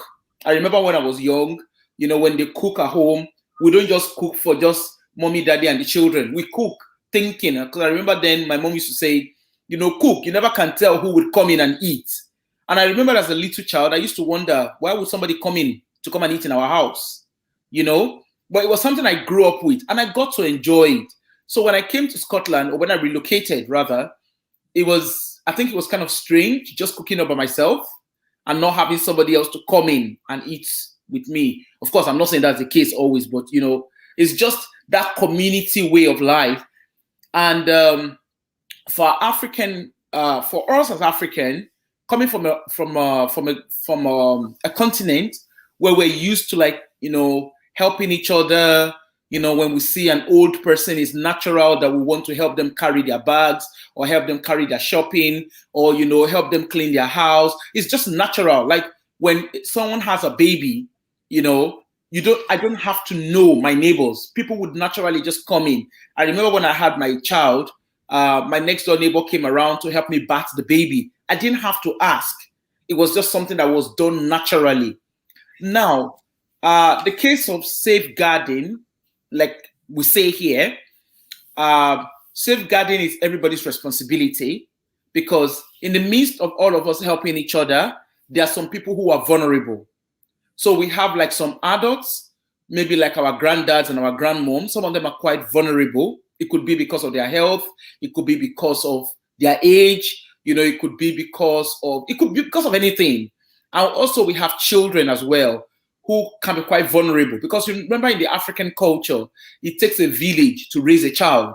Okay, so because it takes a village to raise a child, we find out that we're all in it together. We're all there to help guide our children. So, for instance, like in our churches, for instance, I would more or less talk about the Christian faith because that's what I know. Okay, in the church, for instance, like when we go to our church, it's natural that, our children would naturally say, oh, auntie this and uncle this, they would naturally be, maybe an adult would naturally guide a child, and the child wouldn't question why the adult is guiding. But however, I'm not saying it's a bad thing, but in this culture where we find ourselves, the culture is more of an individual setting, whereby a child is seen to be an individual and everybody is an individual on their own. Now, that's not something that is common to us, or that's not something that we're so used to. Don't get me wrong. In Africa, we do have a nuclear family setting. We have mommy, daddy, and the children. But the reality is, mommy, daddy, and the children, we are always connected to our extended families. So there's always an auntie, there's always an uncle, there's always neighbors who become aunties or friends. It's just what it is in our own culture. Now, what this safeguarding is teaching us to do is look out for each other, right? So have you noticed that, for instance, let me use the case of an older person, for instance.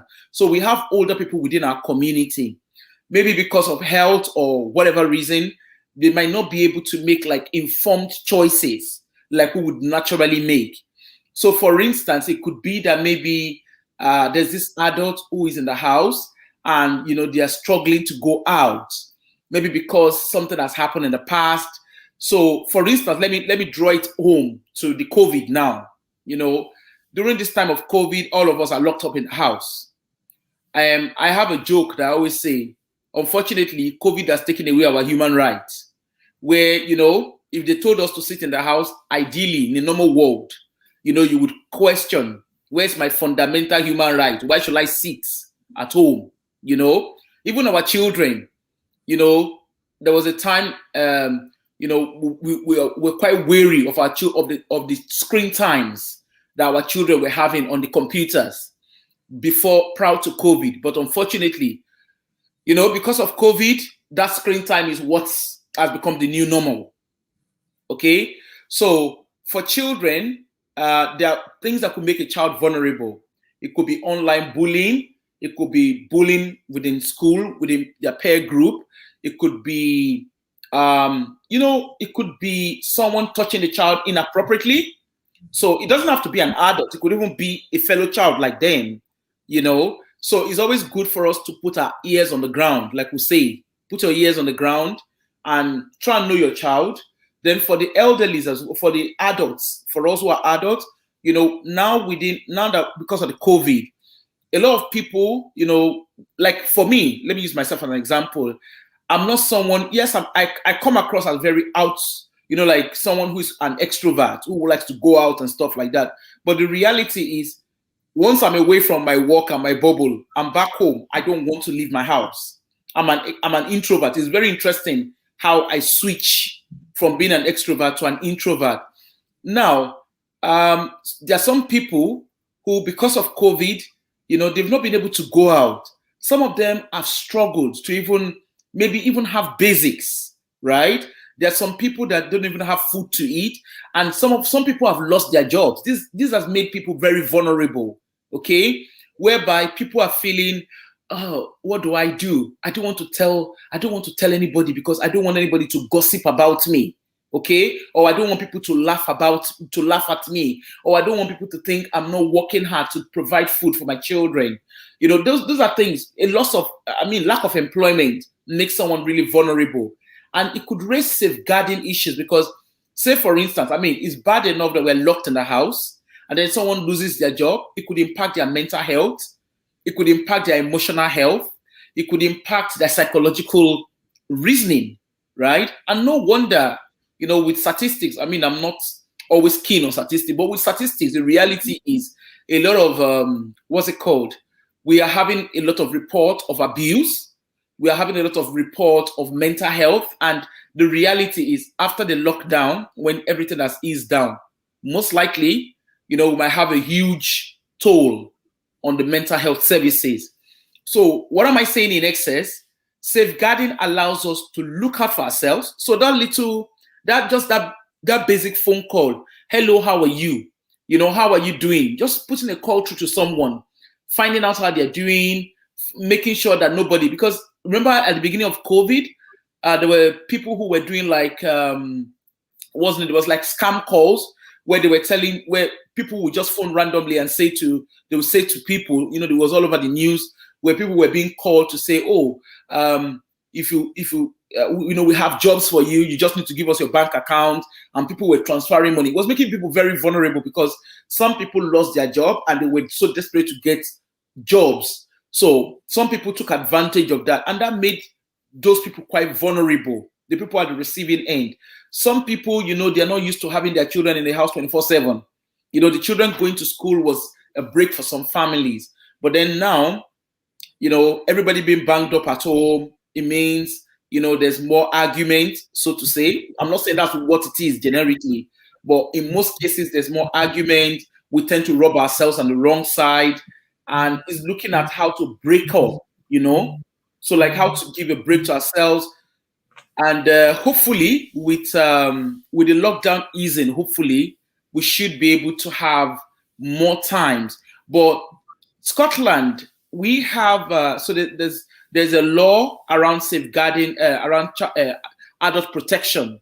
So under the safeguarding, we have the Adult Protection Law, which is a Adult Protection Act, Scotland 2007, and that spells out, you know, what to look out for. So we have the 4 R's: report, respond,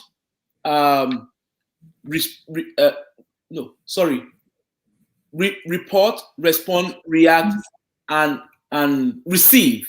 So once there's something, you need to report it. Don't just keep quiet. You need to react to it. So who are you sharing the information with? Do you know you have to? Do you know you can just phone? I think it's 911. I can't remember the speed line. So you have to phone the emergency number, and usually on the emergency number you have police, you have social work, or you have the NHS. So the number you want to dial if you're worried about anybody is a social work you want to call, because social work we have the emergency team. If you feel you don't know what to do, you could phone the police, and the police will always do a referral. Okay. And information sharing, you don't have to disclose your name. So you can be anonymous, you can phone anonymously and just say what it is, but make sure that what you're saying is not speculation or is not malicious, because we need to also understand the pressure on the system. I'm not making a case, I'm just saying, it saves a lot of time if we don't waste the pressure, the time for the emergency team. And also when we are reacting, why are we reacting? Is it because we don't like the face of the neighbor and we just feel, let me call social work on the neighbor, or let me call police on the neighbor? We need to know why we're doing what we're doing. And also, if you're worried about any child, again, you can report it. But like I always caution people, make sure that your report is not malicious. Your response is not malicious, okay? Because that way, it could put a strain on that family. It could be a family that is already struggling, and giving false information is also is a criminal offense. Okay, sometimes they don't follow through, but in most cases it would save time if we do that. Now, also when it comes to safeguarding for adults and children, we have what we call the multi-agency partnership work, whereby all professionals are linked up. So for instance, like for children, you would always have the health service. They will be linked up, because if they are not linked up in school, they are linked up through the nursery or through the health visitor, like I mentioned. Then we have school. Obviously, most children from the age of 2.5 up to 18, they're engaging with education anyway. So education will be linked and information sharing is done. Of course, we are mindful of GDPR, okay, where we're mindful of the kind of information we're sharing out. But if there are concerns, professionals speak to themselves. And also we have the police, who sometimes are part of it, because when a case is reported, police, it could be that police needs to investigate it, okay? Then for adult services, so we have, most times you will have, health is involved, because all of us, I'm assuming all of us are all registered with a GP. And if you're not registered with your GP, just to put a quick one here, the GP service, they now have a system whereby they don't have to check your, they don't have to check your passport or your immigration status. And I think that came into law during the coronavirus, because a lot of illegal immigrants were terrified of accessing the healthcare system. So it's very important that you go to your local GP and get registered. And if there's anything going on, the health system would report it to maybe the appropriate, it could be the police, it could be social work, it could be, they will report it to the right person, okay? So information sharing is key to safeguarding. And a lot of time, away from the professional, we also look at working with community-led organizations, okay? Because the reality is there's some things that people might not feel confident to speak to professionals about, but they can go to their pastors, they can go to their imams, they can go to their Sikh, they can go to their community leader, they can go to their tribal community leaders. Some people have the tribal groups where they go to. And some of us, as Africans, we also have our own African professional group as well. So people can reach out and source information or seek information that in turn would help them safeguard. Also, if you're worried about somebody, you could speak to your community leader. You could speak to your friend, who probably will be able to guide you in the right way. So on this note, I'll wait for Mrs. Tini to come in. I'm just going on and on. Yes. Thank you. Those are very important information. but I would rather want to ask you some questions. Okay. On my own part. Like you talk about the child and parent relationship. What types of parental behavior or disciplinary measures that we Africans often employ with our children that could be against the Scottish safeguarding policies, or that may constitute unacceptable behavior? Because we have seen in my community whereby some parents really did not know that the behavior, because they were brought up in a different type of disciplinary measures upbringing, and now they tend to use that same measure on their children who were born here, and they don't know whether they are breaking any law, safeguarding law, or they are going against any safeguarding policies in Scotland. That's my first question. I have another one. All right. So in Scotland, it's illegal to smack a child.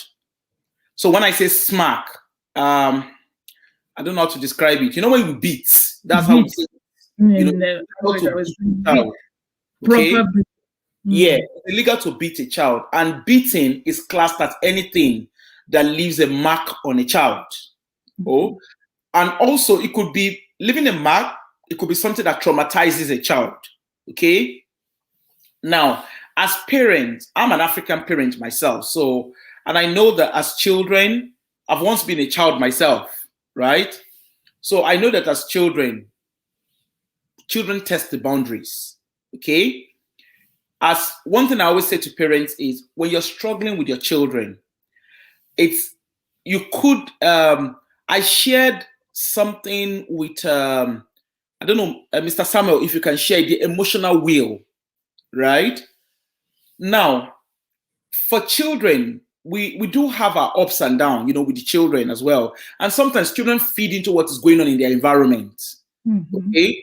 A child who is quite naughty, quote and unquote, there could be a lot of things going on, just like adults, Some adults will snap. Nobody just wakes up one morning and just snap for no reason. There must be something that has triggered it. Okay? But so there's this thing called the emotional wheel, right? That emotional wheel, I always advise that parents use it.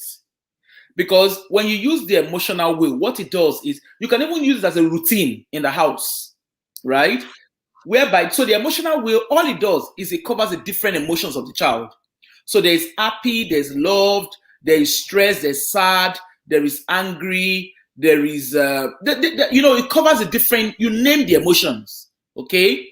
And you could use it like for home, for us who have children, we could use it as a routine. So it could be that maybe before the child goes to school in the morning, even as a parent, maybe like an icebreaker, find out what do we all, just use it in a way that is not targeting the child alone, it's targeting all of us as a family. So it could be, oh, how do you feel today? So the one that is being displayed can be used for a younger child, okay? There are different types. I can share it if we need to. So what it is if you know the emotions of the child, so maybe in the morning, the child is sad. It's okay to be sad. There is no law that says you can't be sad. I'm yet to see the law, okay? It's okay to be sad. You could, as a parent, you could explore it with the child. Why is the child sad, okay? It could be, children, it could be, I'm sad because, mom told me to go and wash my hand. Children would say things.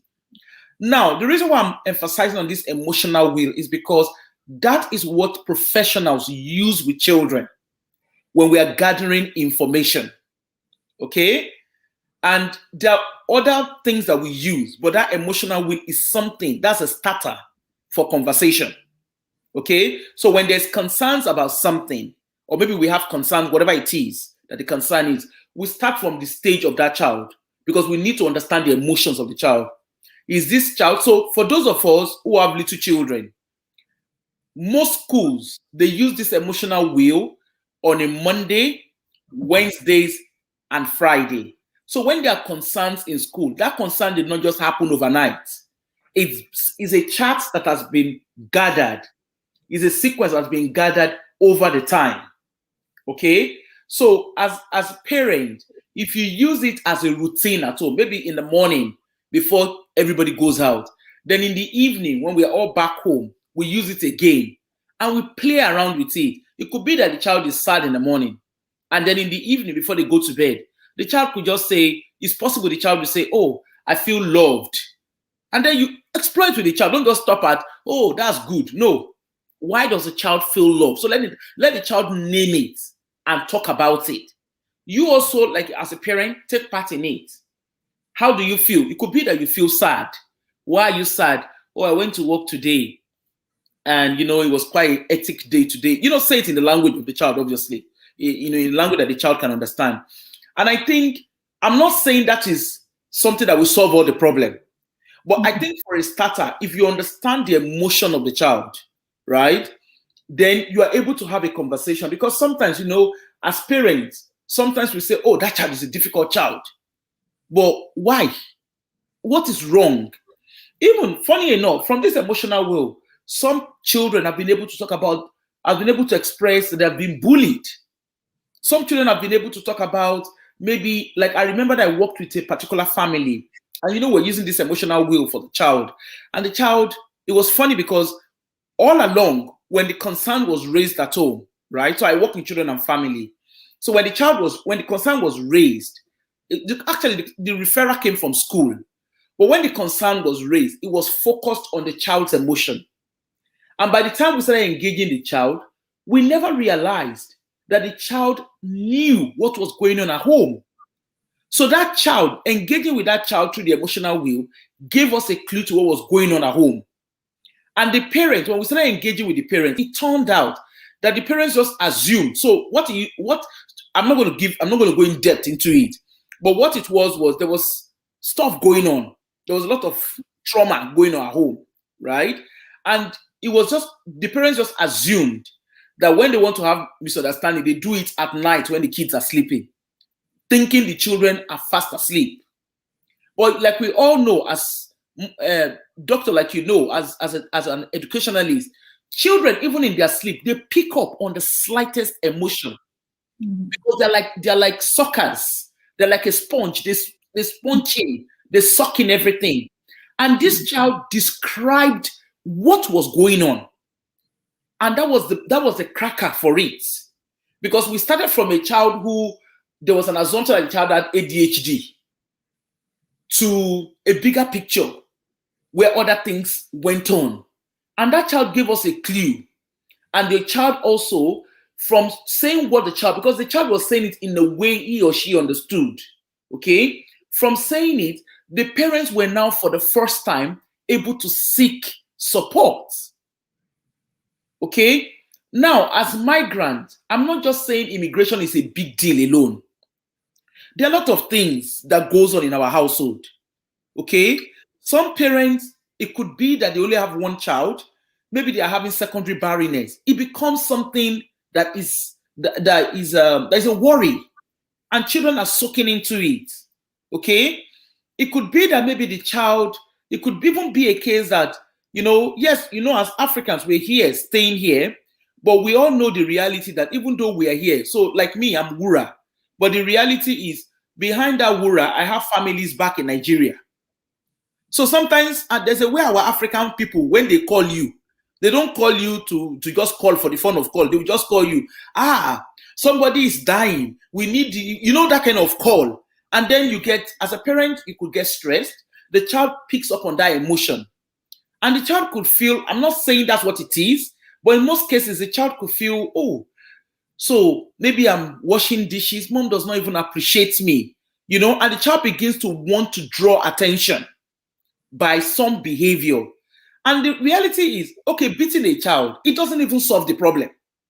Because I remember when I was young, I used to get beaten, because that was the truth. I used to get beaten.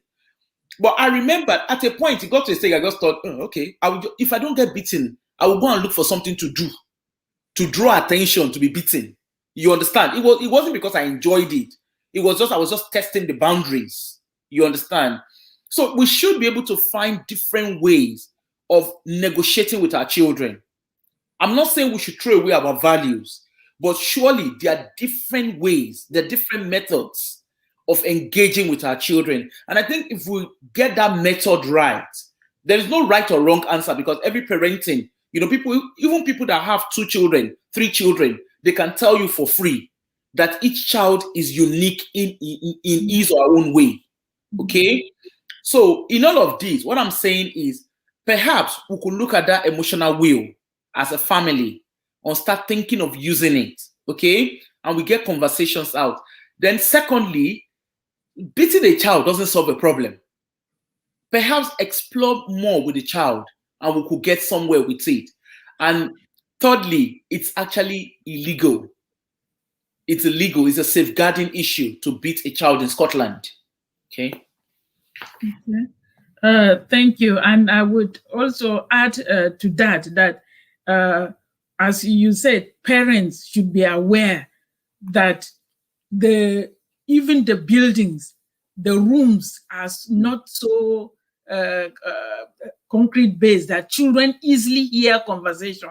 As you said, the parents may think the child is sleeping, but the walls are that thin that the child can hear almost verbatim what is being spoken, the disagreements, the quarrels, and whatever. And many children, psychologists have done a lot of research, just soak, as you said, soak this as their fault. They see it that they are the ones that are making mommy and daddy to quarrel. So they carry that guilt, and it can lead to multiplier effects that will trigger so many things. About the emotional will also, I remember when my children were younger, 3 of them, I put a chat for them, emotional chat in the house. And even during this lockdown, even though 2 of my girls are not around, but my son is around, I still put that emotional chat. And you could go online, you could Google online, you will get the whole chat with details and put in all the details. We'll put it up on the wall, on the notice board. And each morning, the child could go and put the emotion they have. In the afternoon, put the emotion again. In the evening, put it again. And in that way, in a week, you will be surprised the fluctuations and the up and down emotions of the child. And that would help to trigger conversations. And then if you need more referral, or you need to hear more expertise information, you could take it up on that aspect. Another thing is that parents should be unified in the type of disciplinary measure they want to institute on their children. As you said, at home, it is an agreed, everybody knows the type of acceptable behavior. But now we are in diaspora, and there are certain things that contradict our traditional values. So the parents must sit down to discuss how we will discipline. And when there's an issue, even if they disagree, they must agree to disagree or whatever. They must come to one form of agreement. I have seen cases whereby the father will come reporting to us that, look, I tried to discipline the child and the mother is not agreeing, or the mother is saying I'm too harsh, or I'm do this one, and then the child picks up on that. And if you are so unstable, you could imagine the effect it will have on the child, and that could trigger a lot of things. But as you said, children will always try their luck. And if they know that there is this disagreement, they will explore it, and they will explore it real good. And when they get used to that, they will be labeled in that naughty, or they would have some children with challenging behavior when they present it in the school. And the third aspect that I would briefly want to emphasize for our African community in diaspora is that there is no secret information policy. Yeah. Across all the organizations and the departments like social services, education, police, and all the other sector of the Scottish society. So there is a sharing of information, and this information stay with the child for life if they are in this diaspora. It's not like back in our African continent, whereby they don't keep any information, or even if they keep it, you can bribe your way and it can be discarded, or it can be destroyed at any time and it will not be found. Here, information is being kept. And now with more sophistication in the cloud, it can be stored there that nobody can take it away. And I have come across issues that have ended up in the social services and the parents losing custody of their children from such lack of knowing that information is shared. Secondly, that any type of label that has been put on your child is for life. It will be there for the child and it will be transferred. Like when the child moves from primary school to secondary school, all the files will automatically, the information are transferred automatically to the next place that the child moves to.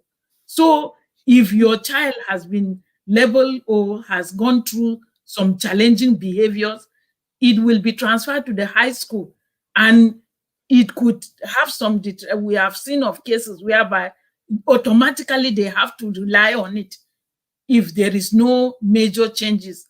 And that could be that the child will even, maybe label before even appearing on the scene.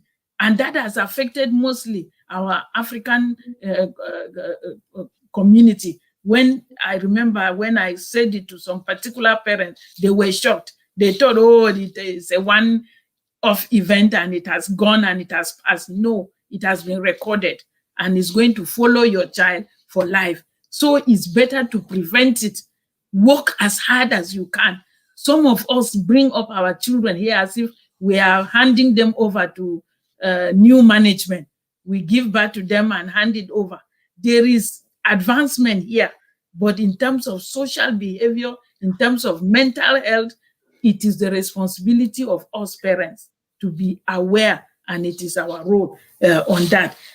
Another question that I would like to ask is that we've had cases over the years. In fact, we've had 4 cases to be specific.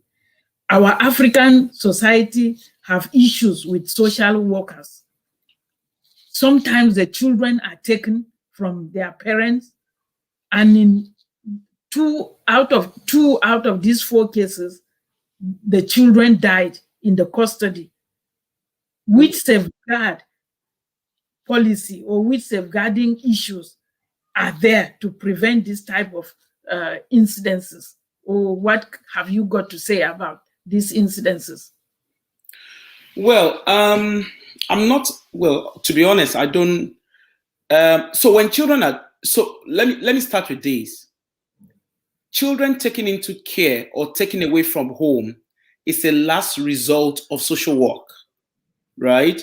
I know. What leads to it? What should the parents? Anything. There are different things that lead to a child to be taken away from home. Okay, so before a child, because one thing a lot of people don't realize is they just think social workers can just turn up and they don't like what is going on at home and they just take the child. It doesn't work like that. It takes a lot of process to take a child out of the house, right? And it's not down to social work to do that. It's a legal process. Okay. Now, there would have been, like I said at the beginning, there's information sharing system.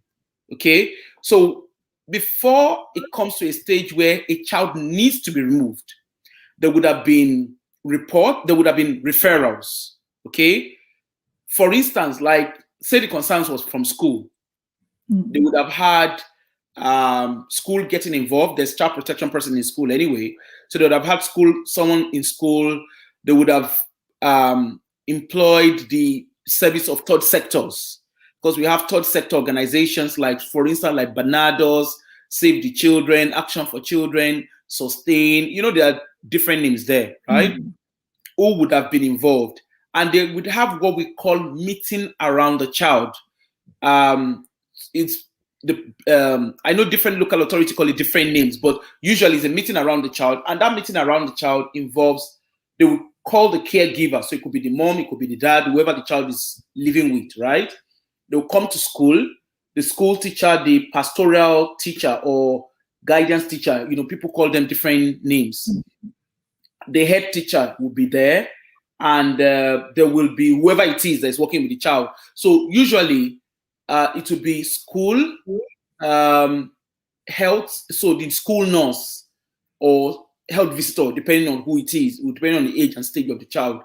And then there is, it could be maybe, usually they would have, in most cases, school, like in Edinburgh, for instance, they have a lot of third sector systems. So they have what we call together in Edinburgh together.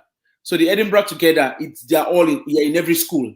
But obviously, as parents, if your children are not, if your children are not involved, it's because there is no reason for that. But so Edinburgh together, you have the social service, you have police, so it's again all the professionals all together working in schools, right?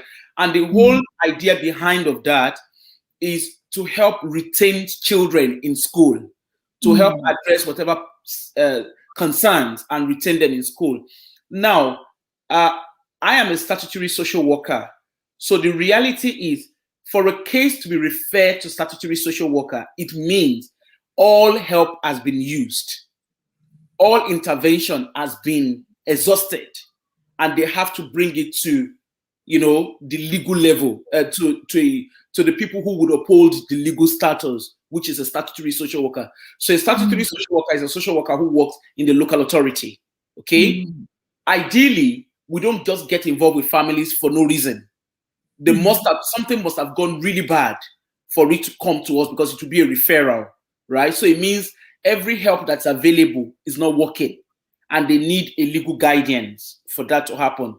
Now, in the case of a child being taken away, it could be that there's a significant risk that has identified that child is not safe to be in the house, right? Or safe to live wherever the child is living at the time, okay?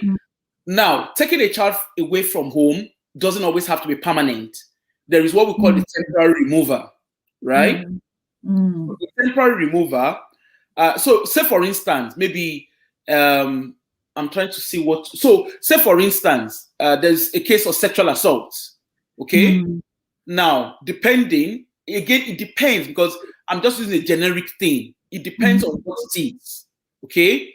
So, for instance, maybe like a mom, or maybe there's a case where a child was being spanked, right? The child was being beaten. Now, it could be that child has reported that mom and dad beats, myself and the siblings or whatever it is. Now, first and foremost, we need to then the child protection person in school, which is usually the deputy head teacher, would engage the child, because they need to try and establish what is the child saying. Is it a one-off thing? Is it something that happens often in the house?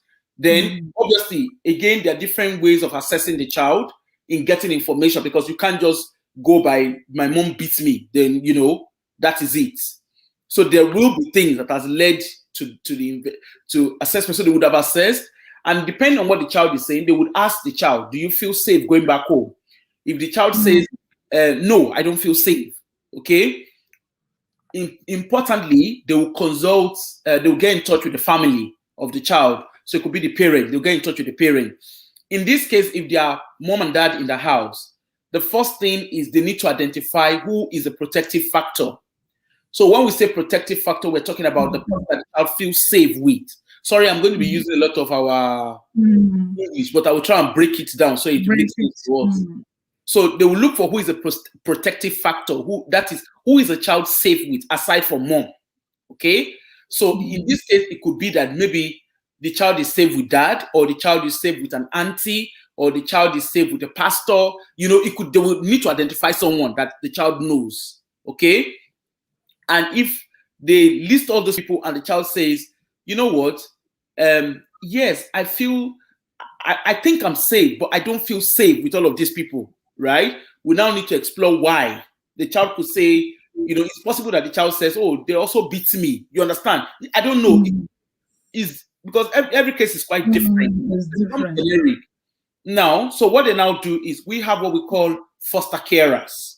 Okay, so the foster carer could be Thank you. So the foster carer could be it could be a temporary foster. So we have what we call the temporary foster carers, and we have foster carers who are long-term foster carers. So it could be a case that, you know, the child initially will have to be removed. So we need to get in touch with the child protection department, and then action section 25, which allows, so section 25 of the Children's Act 1995, Scotland Children and Scotland Act 1995, section 25 allows the local authority, that is a statutory social worker, to accommodate the child away from home.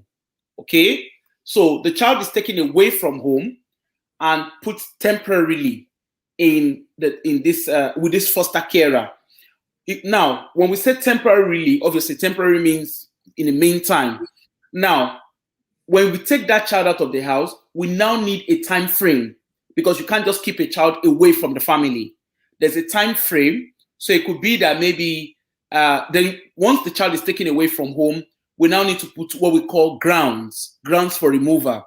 So the grounds for removal is a legal term. So it's like you stating the legal reasons why the child is being removed from home. So in this case, you are looking at section 25, which is local authority needs to accommodate the child away from home. Now, it could be that maybe mom had hit the child, or dad has, whatever the problem is, that has put the child in a significant, remember, it's not just risk, it has to be a significant risk that has threatened the livelihood and the well-being of that child. Okay? So once that child is taken away, the grounds are sent over to the children's reporter. So the children's reporter, they are independent of social worker, because remember, as a social worker, we are also accountable. All professionals, we are all accountable. You can't just, if everybody throws their power around, then, you know, we're not going to get anywhere. So it gets reported to the children's reporter. Now, the children's reporter, they are like a mini legal team. So they're administrative angle of social work, where they can decide. They can either say, well, you know what, we've looked at the ground, you don't have sufficient ground, you need to return the children back home. On that rule, we have no choice as a social worker, that child needs to come back home, right? They could say, or they could turn around and say, okay, you keep these children for a certain period of time, but we'll put interim supervision order. So that interim supervision order for parents, I don't know if any parent that is listening has been involved, it will be called, you see the initial ICSO, okay, interim supervision order. Now that interim supervision order only lasts for 44 days.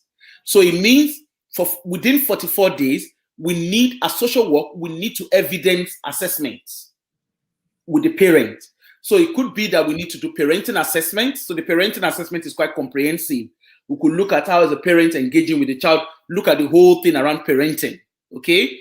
It could be emotional, have a conversation around whatever the problem is. How is the parent reacting to the child? How is the child reacting? What is the parent's view of the child? What is the child's view of the parent? Now, while social work is working with the parents, we also need to gather the views of the child and the best interest of the child. So now, in this case, remember, the Scotland Children's Act 1995 is paramount on two levels. The first one is reflecting the best interest of the child and the views, upholding the best interest of the child and reflecting the views of the child. Okay, so in between, work is being done with the child in gathering the thoughts, the understanding of the child of whatever has happened at home. and also what could be done with the parent. Now, I can tell you for free, the parenting assessment usually takes 12 weeks, okay?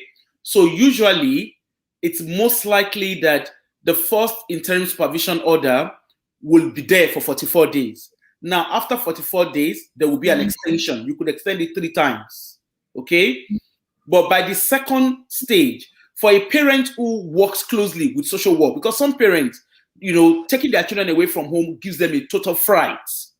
And maybe it's just the fright that they need. I'm not saying it's right or wrong, but some people, they just need that shake up, you understand, to start rethinking their parenting, the way they negotiate, the way they do things at home, okay?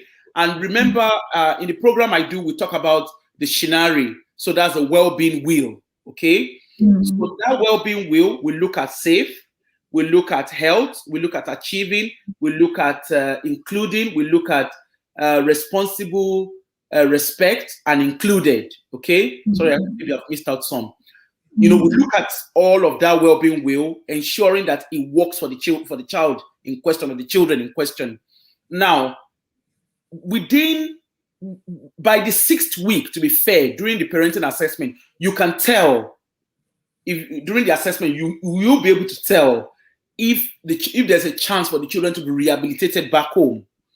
And I'm using the word rehabilitation because remember, those children have been taken away because there is a significant risk, okay? So those children now need to come back home, but you can't just wake up one morning and just throw them back in the house. You need to ease them back. So within the period that the interim supervision order is in place, there could be, we'll go to the reporter would have a meeting and say, okay, we need to look at contact.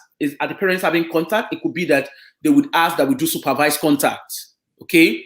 In this case, obviously, if a child is in significant harm, you don't just want to put the child with the parents. So it will be supervised contact where there will be a social worker or social work assistant monitoring, facilitating the contact, okay?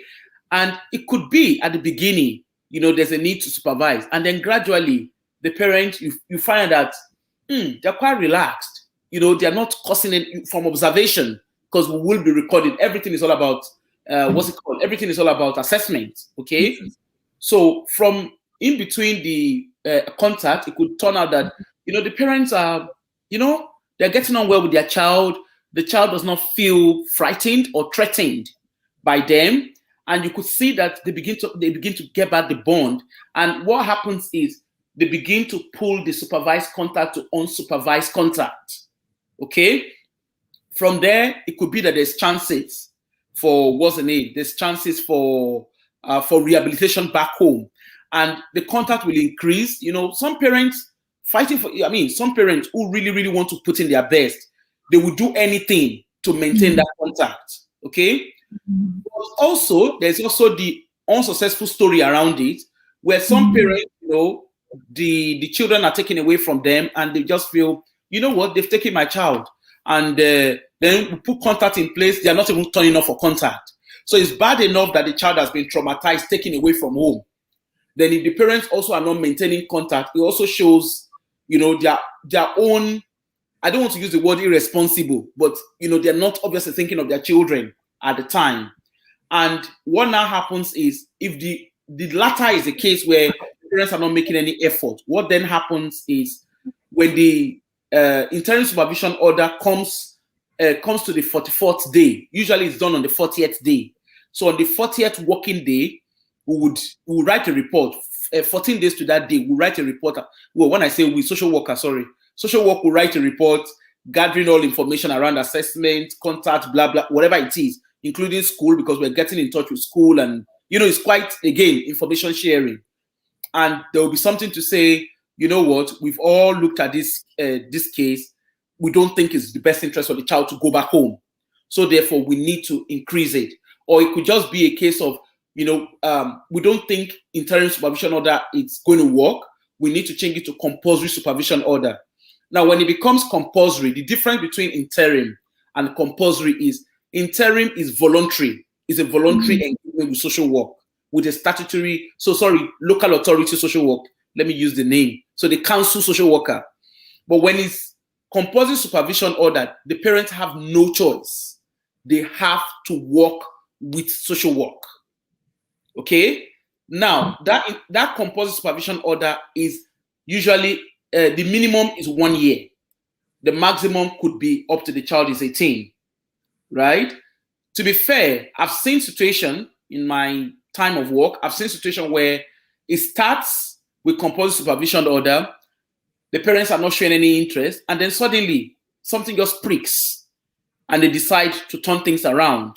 Okay, and parents decide, you know what, I want to fight to have my children back, and we have to work with them. Now, the aim of social work is to always ensure that children can go back home if it's safe to do so. Remember the word safe to do so. Okay, but when it's not safe to do so, then you will know, because remember there's a ground, so that ground goes to court. That's a ground for removal. It goes to court. It's a very long process. Okay, and if the child is not going back home, what now happens is social work will now pursue the ground and perhaps request for, we need to look at maybe kinship care. If the child has, we now need to identify a family member, okay, that the child can go to. Initially, we'll look for family members first. Now, if there's no family member that can be identified or that is fit enough to care for the child, then we now need to look for foster carers. Some foster carers, they are quite happy to do permanence, to have kids for long term. So they could, when I say long term, they could have children until they are 18, until they're 16 or 18. In Scotland, once a child turns 16, the child, or 15, sorry, the child can voluntarily exit the social work system, okay, on their 16th birthday. But some children will stay put. Some children, it could be that the best place for them is to go to residential schools. So when I say residential schools, so the residential schools are like what we call our boarding school in Africa, but they're not boarding. They are specialist school for children with specific type of behavior, okay? But again, it all depends on the case of each child, because each child is unique. So in a case where, for instance, the child is not safe to go back home for one reason or the other, the child could go will now seek a permanence order. So the permanence order allows us to become what we call corporate parents. So when I say corporate parent, parent is parent. That's what parent means. But corporate means all professionals in the life of that child will automatically have parental responsibility. Okay? So if the child wants to, say, the child wants to use a doctor, we now have to authorize it, not the parent, not the biological parent of the child. Or it could be that maybe, just anything that the child needs to do, to be honest. We are the parents. So the right of the parent has been taken away from the parent. And the right of that child, the right to parent that child is with the local authority. So social work is the lead corporate parent, and then police and every other parent, whatever. So it just means that child is on the record. And like back to what Dr. Tini said.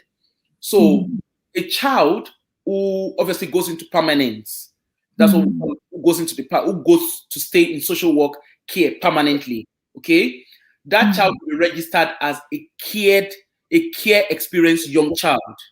So if you're looking at high school forms, or you're looking at primary school form, or you're looking at secondary school, college forms or university forms, you would see on the applications they will ask, have you had care experience? So that's what that means. It means that the child has a care experience. They have special kind of bursary that is different from the usual bursary. They have special kind of treatment because remember they've been in a rehabilitative system. So what's the name? The way that they'll be responded to is completely different. Of course, they try not to single them out, but the reality is, even if you're looking for a job, that reality becomes a tick box.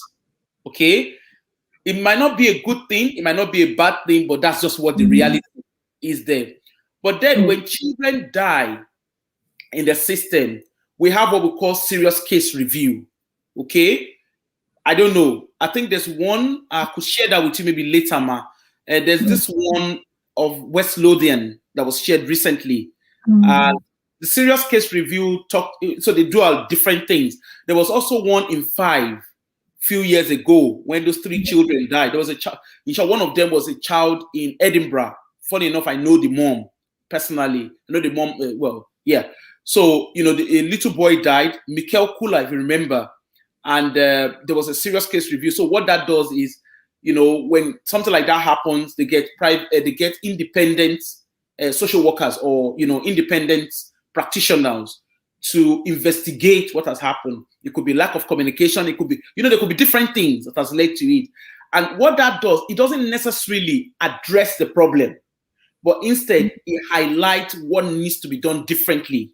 Okay, it's a very complex way to describe it, but I don't want to bore you with the. Yeah, I understand. And related to that, it's very important for our African Caribbean community in diaspora to see how serious this issue of safeguarding laws and policies are.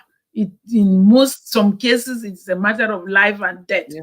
It's not something that parents should take lightly, whether it is for adults or whether it is for children. It is serious stuff. And we need information like this one.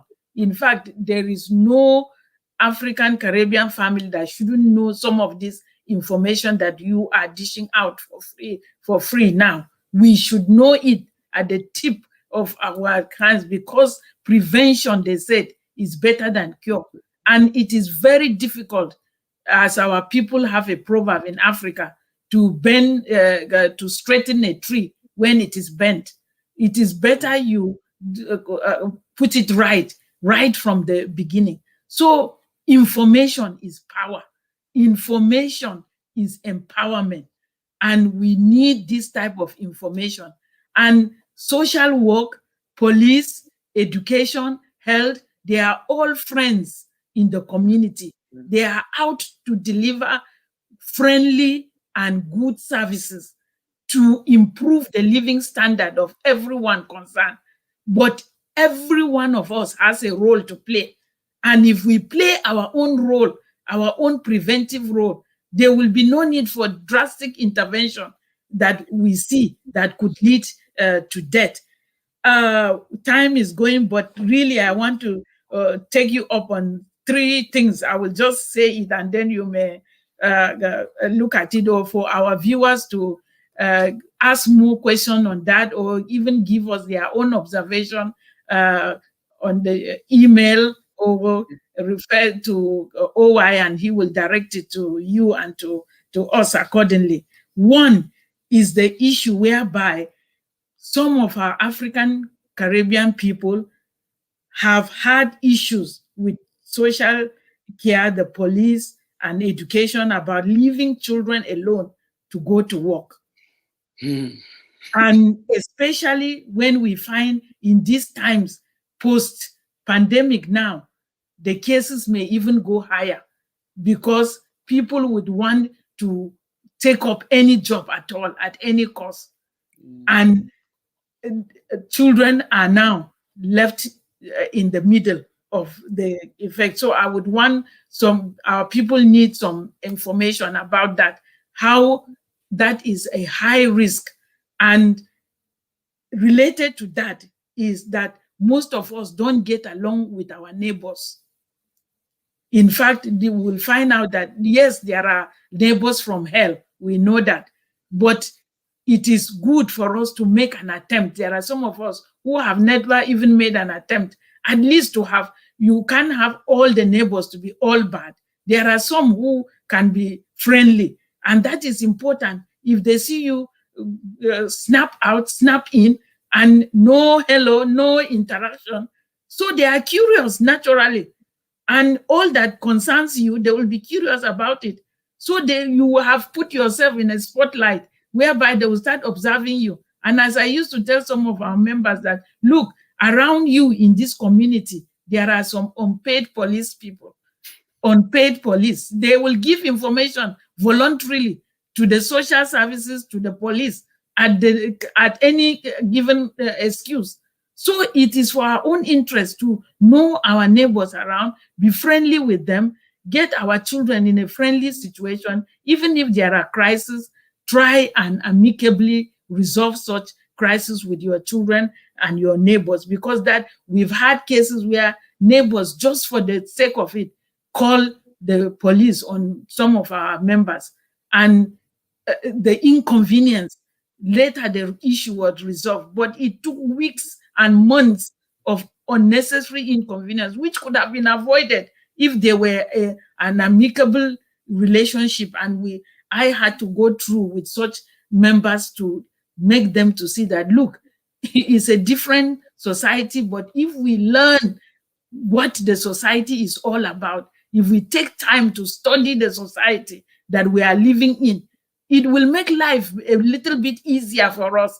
It's not that you are prognosing, but for your own sake, you need to do it. And then I will also want also, there are certain issues like we African Caribbean like to socialize, like to party. Post pandemic now, the parties will start again. It is good. We have had instances in the school where some children, from the emotional will that Wura talked about, the school was able to trace that some children are verbally and sexually being abused by members of the community, the friends of their parents that they always interact with, or they are left in their custody. If you are partying, maybe the children are left, oh, Auntie So-so, Uncle So-so is taking care of the children.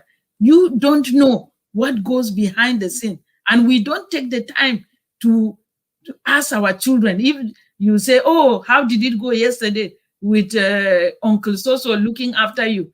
The child will just say, fine. And you just accept that fine. You have to prompt deeper.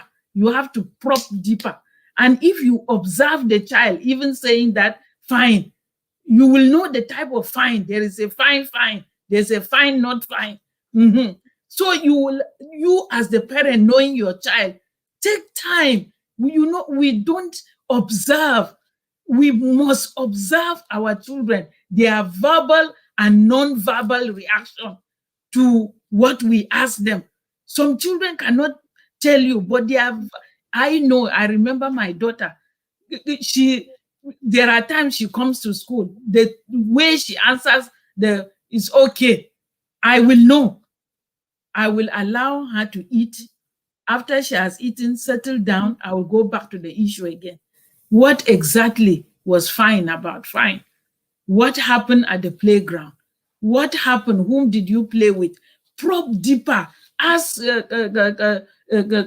more questions. Find out the feeling behind. How did you feel about what that person said to you? How did it make you feel? How did it go? Go deeper, and you will be able to gather. So the issue of living, going to parties with our children, mingling, and then we don't ask them what happened later. And in that cycle, we don't know the verbal and sexual abuses that have been meted out on our children, which will affect other aspects of their behavior. It will affect their schoolwork. It will affect their behavior. It will affect their manners. It will affect their well-being. And lastly, Wura, our people must take on this emotional will format and the well-being will that is so important as a preventive thing, as a thing that the family should have regular meetings, or when you are eating, maybe once a week, discuss it with the family. It must be a mandatory, especially post-pandemic. Post this pandemic, families must take it as a thing to have family meetings over this occasion. Find out and there's so much we can learn from our children if we come down from our high horse and not to become, and the issue of saying children should be seen, not heard. That is a controversial issue that doesn't work in the modern safeguarding and safeguarding policies. It wouldn't work. It doesn't work again. So I think the first thing, I think the first thing is, as parents, I used to say it on OY radio, as parents, we shouldn't leave our children with someone that we cannot vet for. Okay? So, and also, like in the religious houses, so like the mosque, the church, and wherever we worship, everybody in charge of children must have PVG. So that's a protected vulnerable group, right? I think that's what it's called. Now, obviously, for working with children, it has to be enhanced. Again, it brings us back to the safeguarding. We are all responsible. So if you're a church leader, anybody in your Sunday school, the children's school or children's class, whatever it's called, that handles children, they all have to have enhanced disclosure. There is no excuse. Okay. Now there is a charity organization. I think there's something. I think it's called Disclosure Scotland. They are in Sterling. I could find the link. They help with third sectors and charities, which churches and mosques would come under. I will look for the link and send it over. So they help with the disclosure with PVGs. Okay. Now, for parties, personally, I don't see why I will leave my child with somebody I cannot vouch for. Okay. Now, if somebody has got a PVG in the church, so everybody in the children's group or Sunday school, whatever it's called, if they have PVG, what it means for you as a parent is at least you know that if something goes wrong, you can verify the person. And also you can hold your pastor accountable. You can hold your imam accountable. Okay? Because they have no reason whatsoever why anybody would look. So look at it this way. You can't just give your child to just anybody to care for. So why would you take the risk of having the person that you have not verified to care for your child? Okay. Now for parties, personally, I'm not a party person. Once in a while, yeah, I go to maybe like family gathering, but I'm not really a party person. But I totally see what you're saying, ma. And there's been a lot of reports around that. Now, the reality is anybody that has to child mind the children have to have PVG. You can't get Auntie Clara. Sorry if anybody is known as Clara. You can't get Auntie Clara or Auntie Dumebi or Auntie Zimi, you understand, to care for a child. That person, yes, volunteer Scotland disclosure services. Yes, thanks so much. Now, you can't just get just anybody to care for your child in family in parties. Before you organize a party that you know that children will be part of, if you are going to that party, in this country, the word "I don't know" does not exist in the court of law. Okay? Now, if somebody is organizing party, even wedding, whatever kind of party it is, obviously, if children are coming, you need to arrange for child minding. Now, don't go and get under the roof child minder, because there are a lot of unregistered child minder. If something goes wrong, trust me, all of you are liable.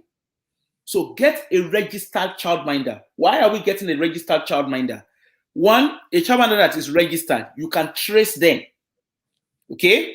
You can trace where they have worked because they are registered with the local authority, the council, like we call them. You can trace them. They would have had their PVG done. They would have had their checks. So if you're a child minder, there's regular checks that is done. In short, not just on you, on everybody that comes through your door. Okay? Yes, we could turn around and say, a lot in our community, a lot of us will say, oh, registered childminder is expensive. Now, what is more expensive? Losing your child to a service out of carelessness, or giving your child to a childminder that is not registered, that something goes wrong and it costs you your child. Okay? So it could be, in some cases, it could be that the child gets placed on child protection register. It could even be that the child dies. God forbid. We use the word God forbid, or it is well. It is well, it's not always well when you are doing something wrong. Okay? So if you're going to organize parties, make sure you have registered childminder. And don't look for registered childminder. Most registered childminder, they are not always free. So don't look for registered childminder at lastminute.com. Make plan way ahead.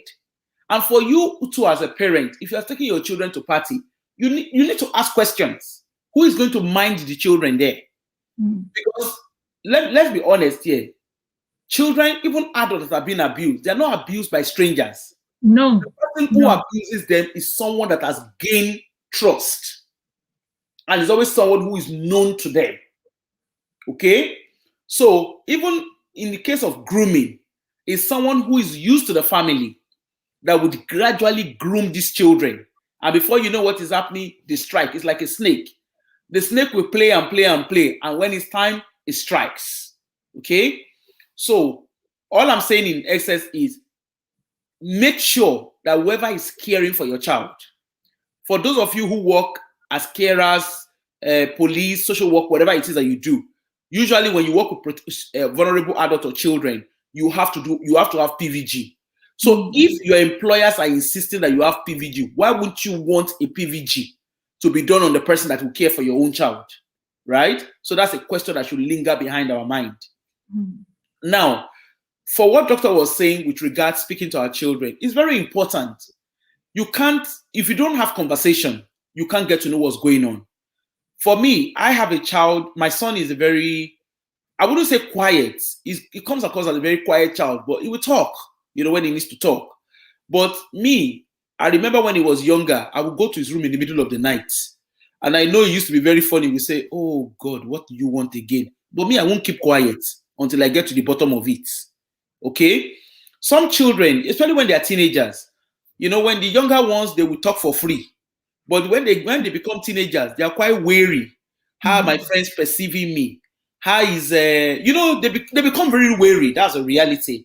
And at that time, that's when you learn the negotiating power of how to talk. Suddenly you realize that your communication skill does not exist. You now need to go and relearn. You are going back to school to go and learn and unlearn yourself. Okay? And, I remember my son, I don't have a good example different from my child.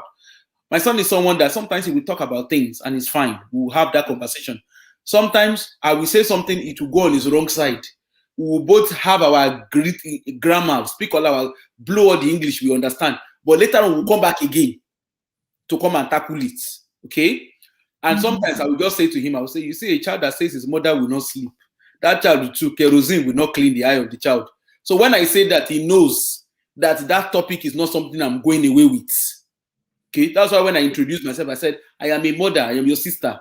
So I am an African. Forget about me being a social worker. I'm an African, so I understand what it's like. Even me, sometimes when he wants to speak to me, sometimes maybe out of pressure of work, I might not really want to talk at the time. But then later on, he comes back to me. He always have that button. Our children, they know how to press our button. They know what it was. So even as parents, we should also know how to press their button. I'm not saying it, I'm saying it loosely. We should know our children, speak to them. Okay, what is it? What's going on? And some children, you could go to them like, what's happening? Like, fine. Especially the teenagers. I'm fine. And then later on, they have, I remembered, well, I hope he's not listening to me. I remember at the early stages when he was getting to the stage of attracting opposite sex, I used to hear a drop.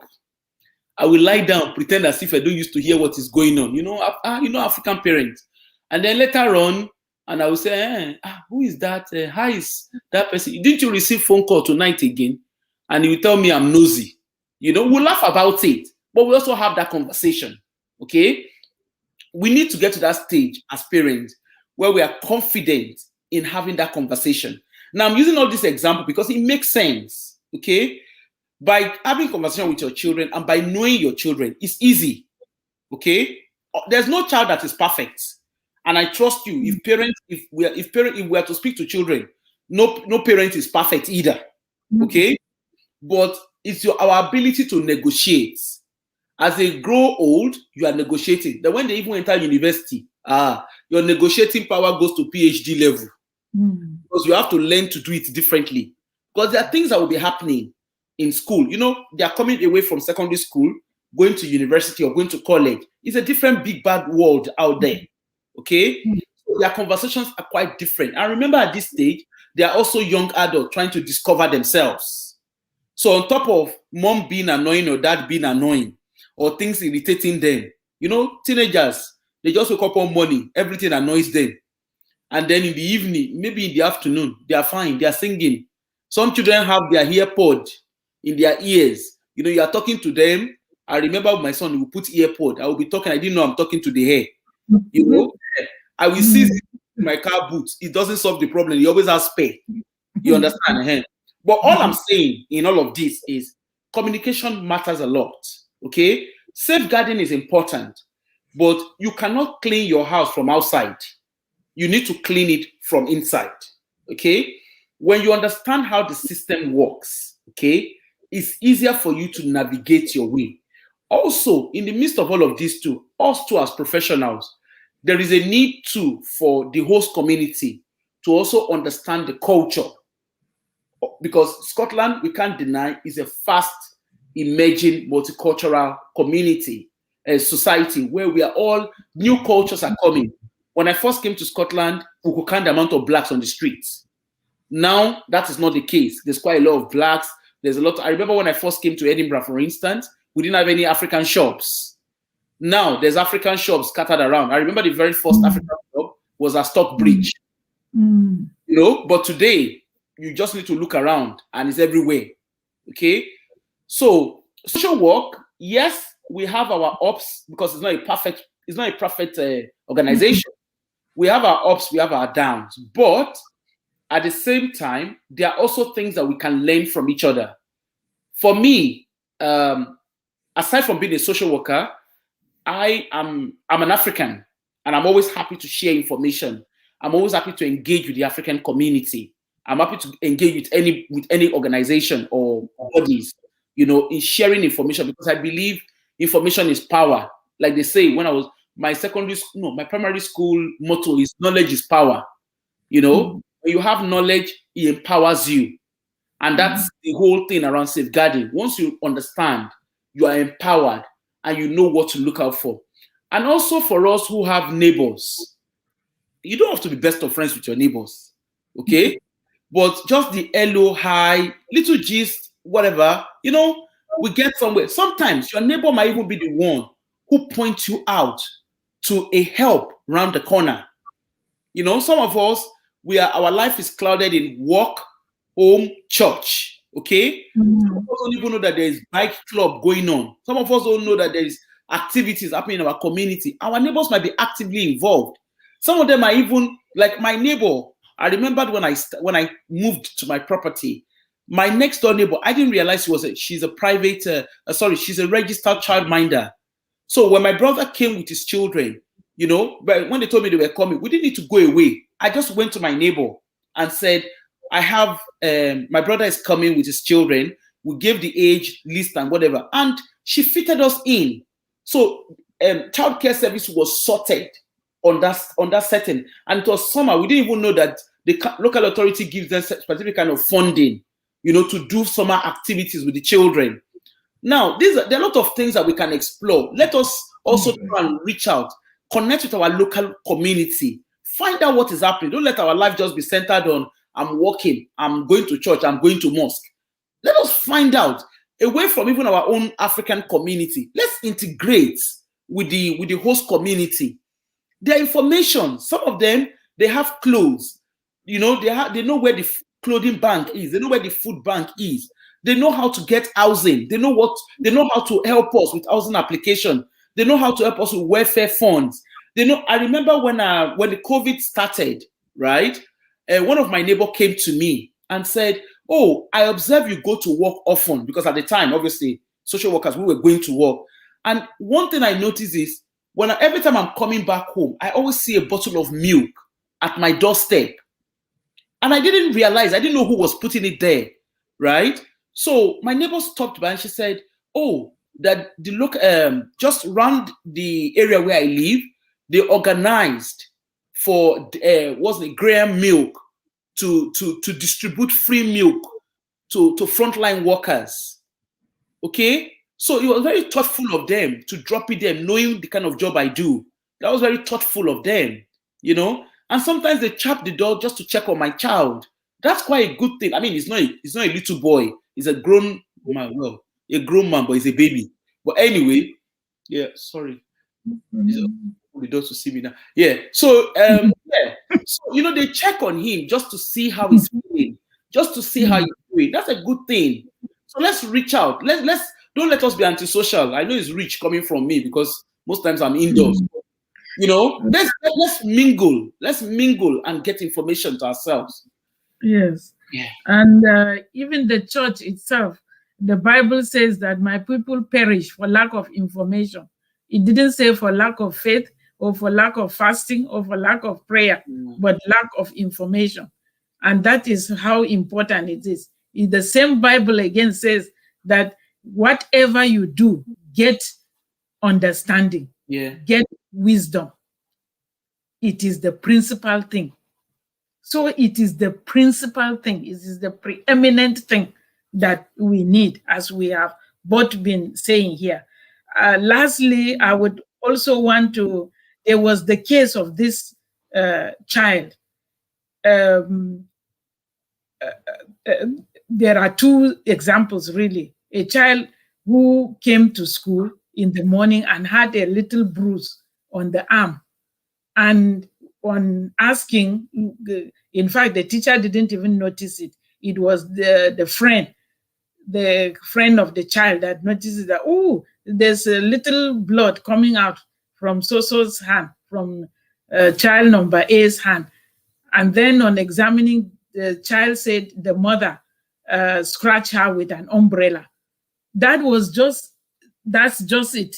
Believe me, that case lasted 8 months, going ping pong back and forth to examine that thing. And the mother said it was raining and she tried to open the umbrella and she didn't know the child was standing close by and there was a little bruise. But you see, the thing escalated. It depends on who is reporting it. So that is what we are saying, that the system is not perfect. There are instances that things like this happen. And then there was the other instance of another child. And these are the ethnic minority, our own African Caribbean children I'm talking of. There was that other girl. She came and they were show and tell and what happened during the holiday weekend. And she said her dad, they were bathing with the dad. That they were bathing with the dad in the bathroom. And well, that became an issue again. And in fact, it went on for almost a year. We, the community leader, had to go and even stand a character reference for the parents on that evidence to say, no, we can certify that those parents will not abuse, or the father will not be bathing the girl, naked, seeing her naked. The assumption was that there's something fishy going on. So these are, they may look minor.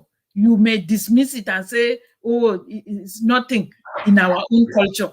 But for the mainstream culture, that could be amplified into something bigger. And so we should take note and we should talk to our children.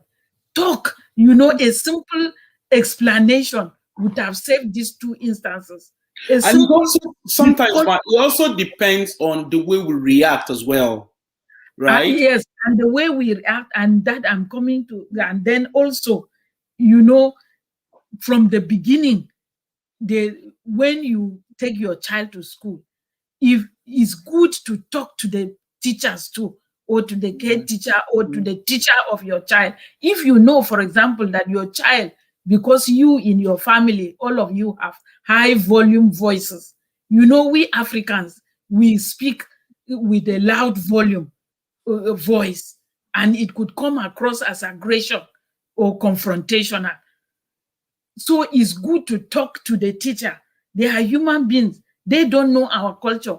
In their teacher training manual and in their teacher training here, I have found out that they don't teach about the characteristics of other ethnic groups. So the teachers, they are not really trained in our African cultures. So they don't know. So they assume if there's a child responds with a loud voice, they assume that it is the child is confrontational, aggressive.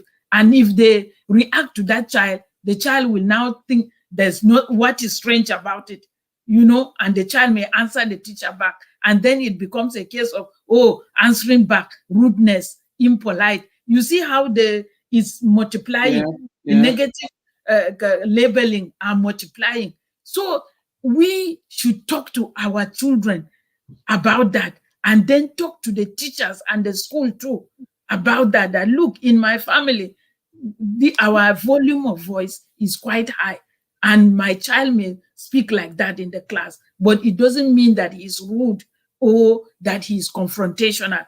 And you see, when you prepare the teacher, he knows beforehand, and the teacher may even be the one to calm the other children when they come to report that he is screaming at me, he is he's shouting at me. Then the teacher, no, he's not shouting at you. You should understand. But if the teacher has no prior knowledge of that, they cannot stand for your child.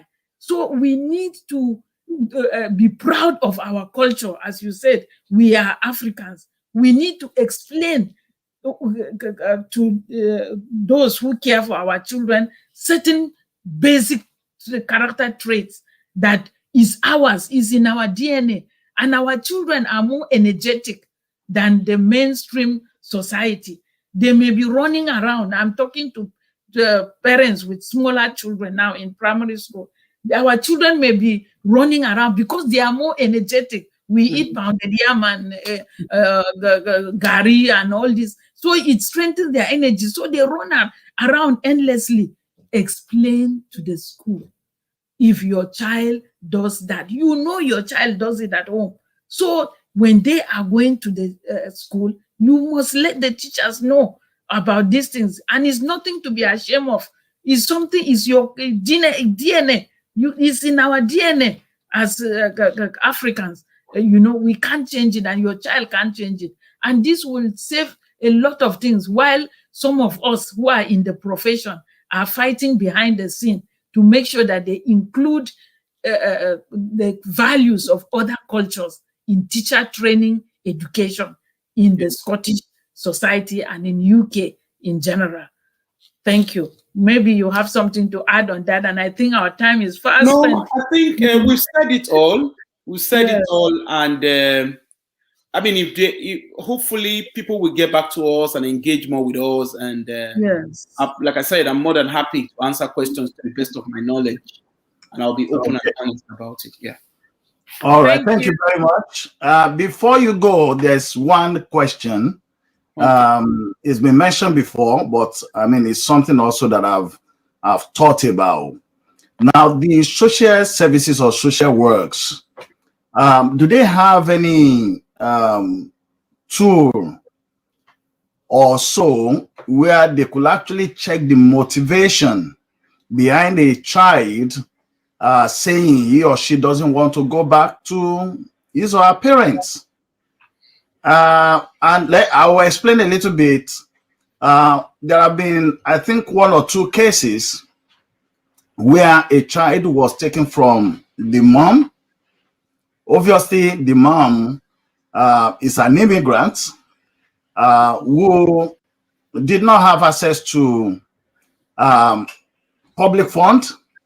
So she was managing herself and the kids in her own way. But when the child was taken, you know, the place the child was taken to, the child had his own bed, televisions, load of toys. So when it came to a point where the child was asked, do you want to go back home? It was, no, I want to stay here. And I remember vividly when we were young as well, there are times our parent could, visit their friends, and when we get there, we start playing with the children of our hosts. We run around. Maybe they have more toys than us, bicycle and stuff. So when it's time to go home, they have to chase us around because we want to keep on playing. So bringing that into what we're discussing or talking about here, is there a way that the social services query the motivation of a child who decided that, no, I don't want to go home? Like I said earlier, every child that is taken is not always a permanent thing. It's usually with an intention of, every child that is taken away from home, there's always an intention to return the child back home, right? Depending on, so obviously we need to look at the risk that led to the child being taken away. And if that risk is eliminated, then the child can, eliminated or reduced, the child obviously will be rehabilitated back home. Now, in the case of children obviously going to foster carers, the reality is foster carers are not cheap, okay? So when children are sent to foster care, foster carers obviously have to provide for the children. And in most cases, it's a case where the children might get stuff that is much more better. Or maybe, as foster carers, obviously they're not their parents, but they get more, toys and stuff that are, more than what they have at home. Now, to the best of my knowledge, a child cannot just, social worker cannot just turn around and say, oh, because the child said I don't want to go home, the child is not going home. There must be there must be a very reasonable reason, right? We would explore why the child does not want to go back home. What are the reasons? Again, we need to draw, it can't just be because the child is saying that. We need to look at the initial reason for referral, okay? And then they explore that with the child. There have been cases where a child would say, oh, I don't want to go back home, and the child would probably talk about why. In most cases, they will refer back to the initial reason why they don't want to go back home. But in some other cases, it could be for some other good. There could be more reasons. There is no set stone as to why a child does not want to go back home. But however, a child cannot just say, I don't want to go back home because I have because my foster carer's home, I have a room to myself, right? It doesn't work like that. Because in reality, it costs social work a lot of money to put a child in foster care, okay? So there might be other things going on behind the scene. Again, it could even be down to the assessment. Now, we need to realize that each local authority, they have different ways of doing, there's a generic way of doing assessment, but each local authority engages differently with families, okay? So, there isn't, as far as I know, a child cannot just say, I don't want to go back home because of toys and because of bed, right? Because if that's the case, then every child that is in foster care or that is in a temporary foster care, they wouldn't be rehabilitated back home. So it might be that there is more to it. There must have been meetings that have been done. There must have been behind the scene case behind, tied to that. Now, let's be honest here. The foster care system is not the best of the best. There's been incidents where foster carers have instigated children, where they've kind of prompt children not to want to go back home, or where they stood as barriers in rehabilitating the children back home. Now, there's a regulatory body with regards to that, okay? And the parents, if the parents of the children have got grounds or they have a proof, okay, even as a social worker, if you have a proof, you can put that, we talk about it, and it comes up and is being discussed. Because a child who is permanently away from home or temporarily away from home, we are answerable to the system. It's not just a social worker just waking up one morning to just make decision. There is a process around the system whereby everyone is accountable, irrespective of who you are as a social worker or as a foster carer. And there have been foster carers who have been struck off because they've not met, because they've abused their power, or they've abused their place of authority or their place of trust. Okay, so like I said, there isn't a right or wrong answer to that, because it depends on the initial reason for referral. And if the child is just saying, if it's the case that the child is just saying, I don't want to go back home because there's toys, or because the house is more beautiful, I have not come across a scenario where they say, no, the child will not go back home, because that's not the criteria. Then that means it's an abuse of power. But like I said, different local authority operate differently, but there is generic law. It must have been that in particular, in some situation, the foster carers, funny enough, some foster carers fight the system, because in cases where foster carers will turn around and say, you know what, I prefer that child, I want to go all the way with the child. So like what we had was, it's not that the child actually said, a minute, please. Let me get my charger, just a minute. So all right, so she'll meet us. So the situation actually is not like the child saying, I don't want to go home because I have better life, if we can put it there here. But it's a situation whereby when the parents visits, or the child is actually looking forward into going back to his room, because he knows he's got toys and co there. And once the session is ended, I mean, you expect that a child with the parents, you know, they'll have that last minutes before another day that the parent will come. But as soon as they finish, the child will just rush and just wave to the mom, just have fun, quickly rush into his room. And then the social worker, I believe, and the foster parents, you know, what they brought out was that even the child, the way the child behaves, the child is showing that he didn't want to go back to the parent. But it's actually about the child knowing that, okay, there's something he wants to play with. So he will not say, I don't want to go. Sorry, was that explored with the child? Was there any evidence to explore the way the child reacted after contact? I don't think so, but I think the idea was something that the parent could demand for. That will have demanded for, because it would be like, the parent can still, if it's still ongoing, the parents still have access to contact. The parent can demand for that, because that is part of assessment. Okay. Yeah. So the parent has a right, because if the parent is allowed to have contact with this child, and from what you are describing, the child, obviously after contact, the child is in a hurry, right? Yeah. To go back, play, or whatever the child is doing. Now, first and foremost, who is observing the contact? So we must establish who is facilitating the contact. Is it the social worker? Now, if the social worker is facilitating the contact, there's something we call contact record. Okay? So that contact record will look at, so if the contact is an hour, say for talking sake, it's an hour. So they will look at how is the child bonding. So they will look at the emotional bond with the parent. They will look at interactions. They look at their behavior. They look at the parent's response to the child.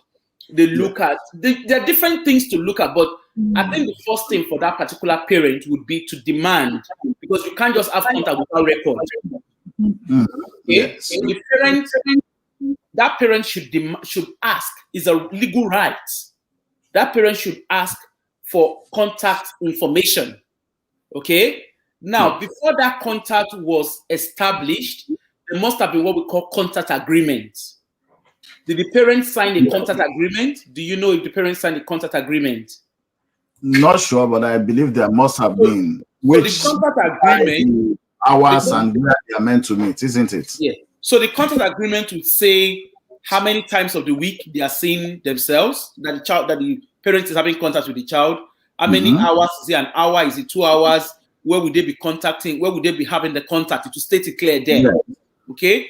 Now, who is going to facilitate the contact? Is it social work? Is it the foster carer? it will state it there. And that contact agreement, the parent would have read it. But then, with our people, sometimes we don't read, we just put our signature. We have this magic signature, we just sign without reading. But that's not an excuse, The parent, there will be contact agreement, okay? Now, for every contact, if the parent can count the amount of contact, I don't know when the contact has been, but the parent can request for details of every contact, okay, that they had with the child, because every contact will state what happened that day at the contact, okay? Sure. Yes. Now, if the contact, so like I was saying earlier when I was talking about the parenting assessment, okay? Now, that contact information that was there at the time, now that contact would say what is going on. So if the contact is saying mom and the child are bonding, mom, dad, or whoever is responsible, whoever is the caregiver, is bonding with the child, the parents are responding, everything is fine. So why, then that raises questions. Okay, that raises questions with regards, because obviously if everything is fine, and then the child, and then suddenly, is it the child? Who is saying that the child does not want to go back home? Is it the child saying it? Is the foster carer saying it for the child? Who exactly? Because those are questions. I think from where they start from, obviously you are in the system as well, is when the child, when they meet the parent and the child, if the child is not, maybe the mind of the child is somewhere else, it could be maybe he's been told he has toys or has something that he knows that he has to go back with. The child might not really concentrate. And if the child is not really concentrating on the meeting with the parent, they will flag it up as this issue of bonding or emotional attachment, that the child is emotionally detached from the mother, rather than, the way I think it should be was to look at, even irrespective of whatever problem they have that led to the child being taken, they will have to look at before the child was taken, what was the sort of the emotional attachment between the mother and the child, and then put that one side by side with any sort of detachment or so that might have happened after the child was moved. I think the thing is, when we talk about emotional detachment or attachment, right? Yes. We can't say it loosely, because like we know with children, a child can have a bad day today, okay? And tomorrow the child could just be fine, okay? Some children, children are human. They are not superficial. They're not superficial. They are human. They are not robots, okay? Yes. If a child is upset, there could be a reason. If a child is not emotionally attached, what is the reason? Now, as a social worker, obviously, while you are working with the parent, you also need to work with the child, okay? Sure. In this case, I'm assuming is a children and family social worker. I'm assuming that's what the case is. So, obviously, why was contact put in place in the first place? That's something that the mom needs to establish. And these are information that can be requested, okay? Yes. Then secondly, when the contact was put in place, how long was the contact for? So did the contact last a month? Did the contact end? Now, if the contact is ending, if they stop the contact, there must be a reason. You can't just stop contact because you're a social worker. There must be a very good reason, right? It could be that maybe the contact is stopping because it's disruptive to the child. How is it disruptive? You need to say it. And you need to evidence. It's not just saying you must evidence it. Okay? Yeah. So it's not just, like I said, it's not just something that somebody just wake up, one social worker wake up on a bad day and just decide this is what I want to do. There are grounds for all of these things. Okay? So now, for contact, if there's an emotional disruption to the child, the contact note must record that. It can't just be a case of, we assume. No, there's no assumption, because you're talking about whatever decision is made is life-changing to this child and to the parent. Okay? So there must be record. Was it a one-off thing?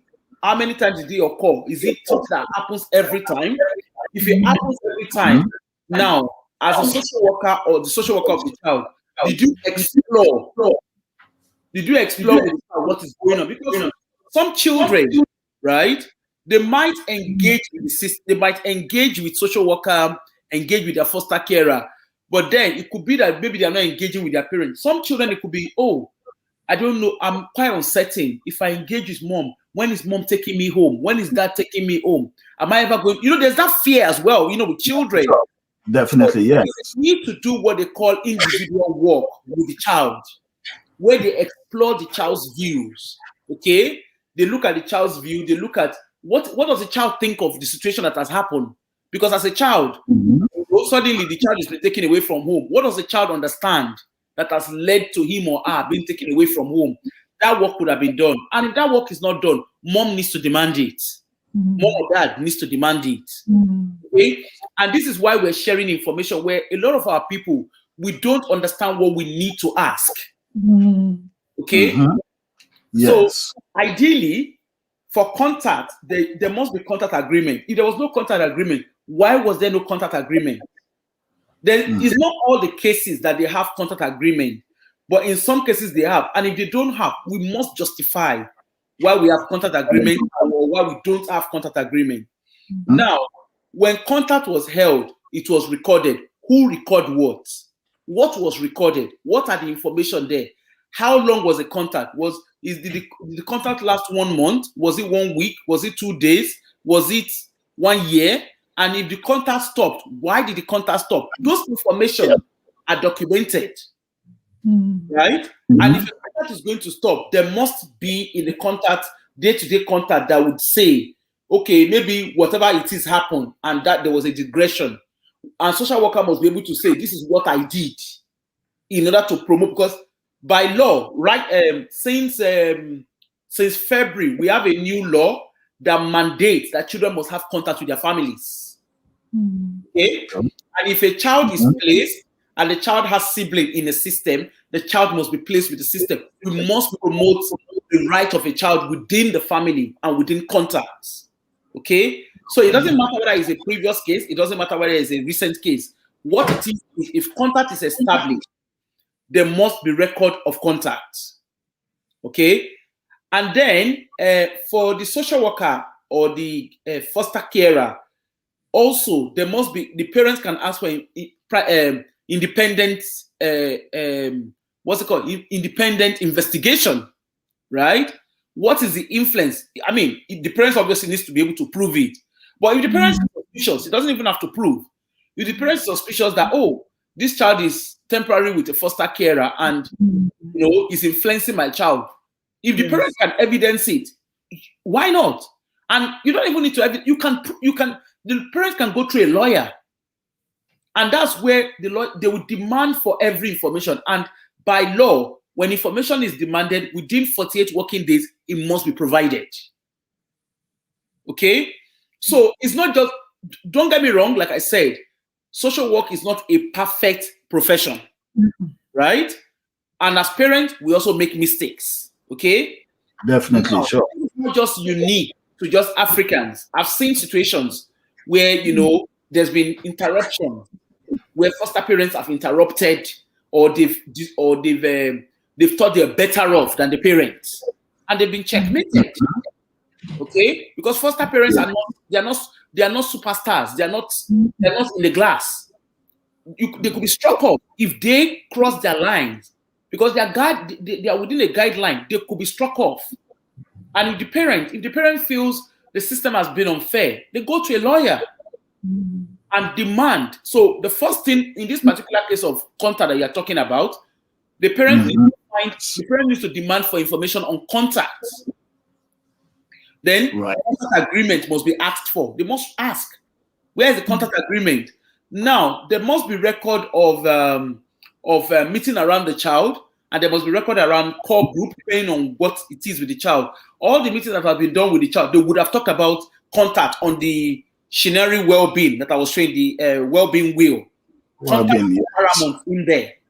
So there must every meeting they've had about that child, contact would have been mentioned. There is no way they would have ignored contact. Ignored. Contact would have been mentioned. What was said? Why? How was it resolved? And what was the way forward around it? So the parent can demand for every information that is held with regards to contact, or from the day the child was in the system, right? And also, the parent also can demand, okay, what were done with my child or with my children? What was the work saying? Because if the child is having contact, surely if the child is having contact with the parent and the child is bonding, but it's just a case of when the contact is about to end, the child is in a hurry to go and play with his toy. It's a natural thing. There's nothing normal about it, because if the child is not comfortable with the contact, it shouldn't have lasted in the first place. Yeah, sure. Okay, so all I can advise that particular parent, whoever the parent is, I mean, I'm quite happy we could speak behind the scene, but other than that, what I can advise for free, well, not for free, I'm not charging or anything. What I can say basically is the parent can contact a lawyer, right? A family lawyer. But one thing I always say to our people is, when you are speaking to people, be honest. Because that's important. On one angle, they would say, oh, this is happened. But then when you now actually get involved, you now realize that what they said in Kafanchan is different from what is happening in Glasgow. Okay? And then you who is trying to guide, you look like an idiot because they won't be totally honest. Okay? But every information that has been heard about that child, the parent can request it. And they can review and they can ask questions. The information will always be there. And if they don't understand what to do, they can get a lawyer. I think the equality, what do they call them? There's a lawyer, is it equality, ethnic minority lawyer, something in Glasgow? Ethnic Law Center. They can go there and get someone who would read through with them, who will read the paperwork bit by bit. I love highlighters a lot. You know, these colored highlighters. I like it a lot. So just highlight it. You will find the contact under dictionary. There's usually contact under included or respected, either included or respected. Yes, I think we've got That's why you will find it. That's why you always find contact that will be recorded. Okay, and from there, as a parent, you know, we go from there.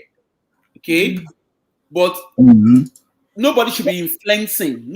A child cannot just be kept in foster care because there's toys. If that was the case, we won't have space for foster carers.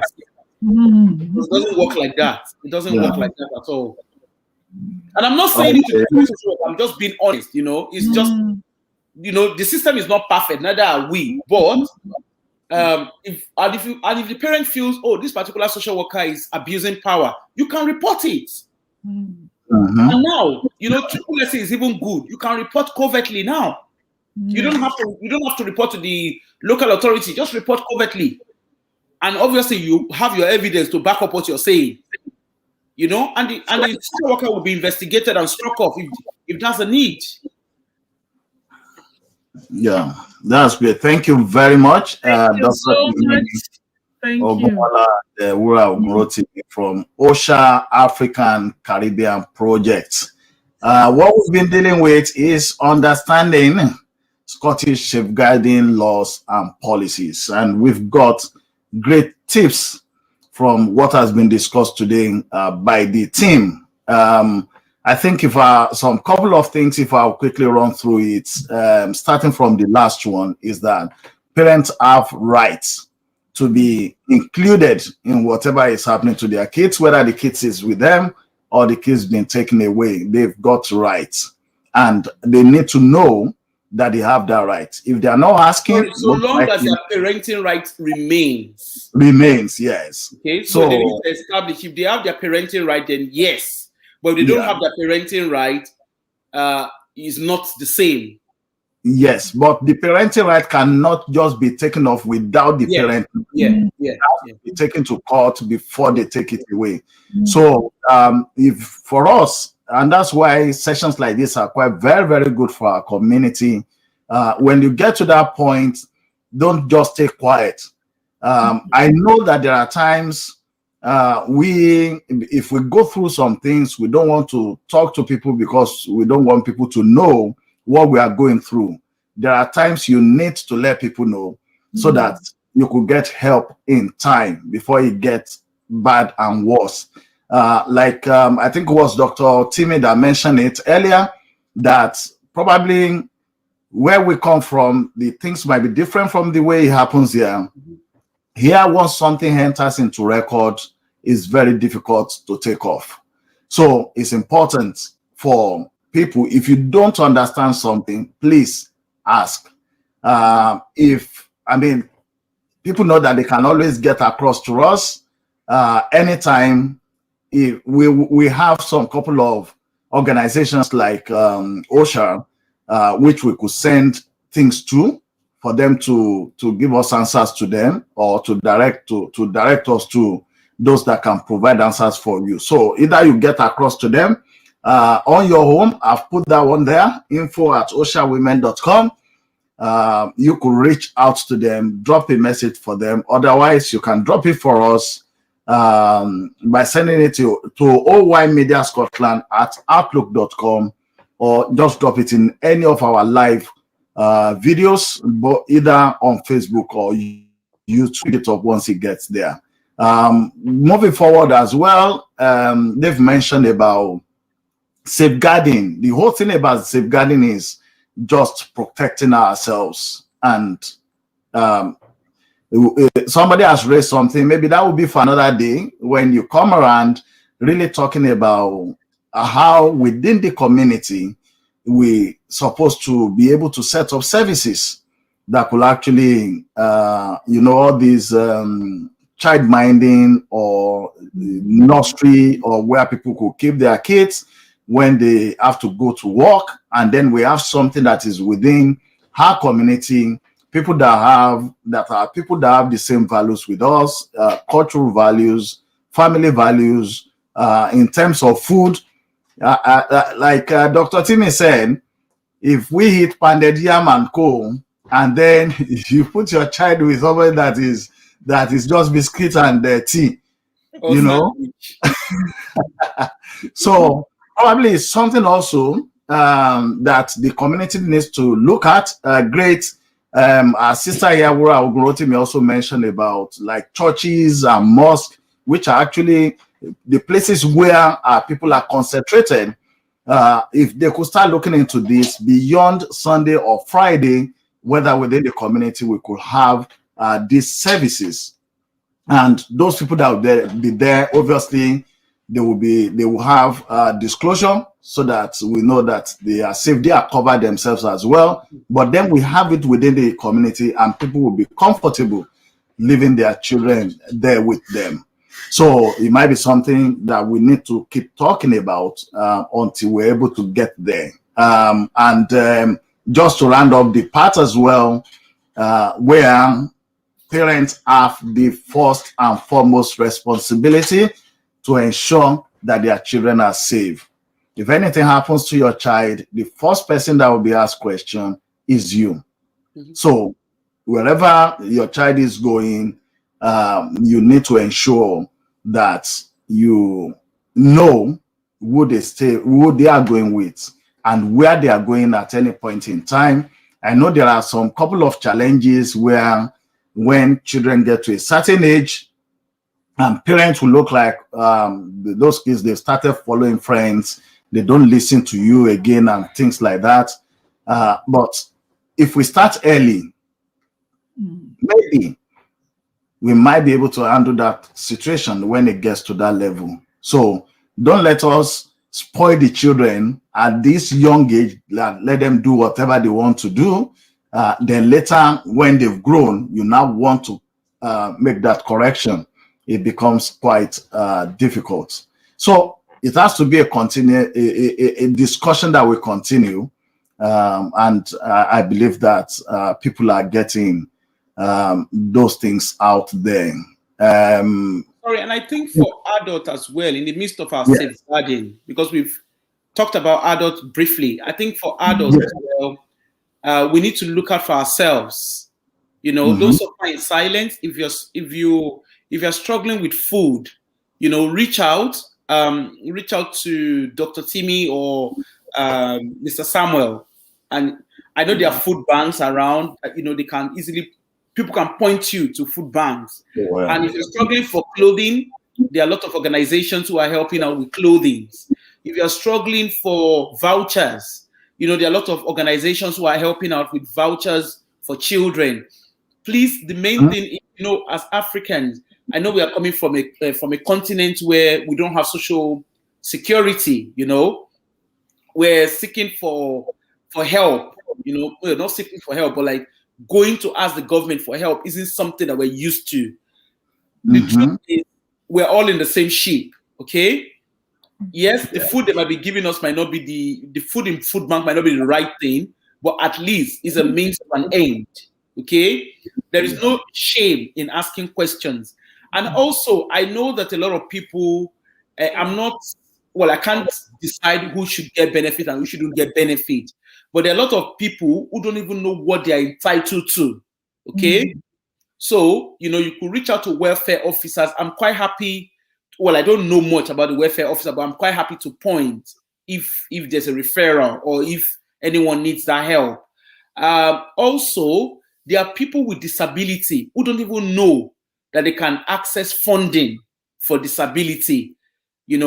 As adults, please don't suffer in silence. These things are there for a reason. Okay?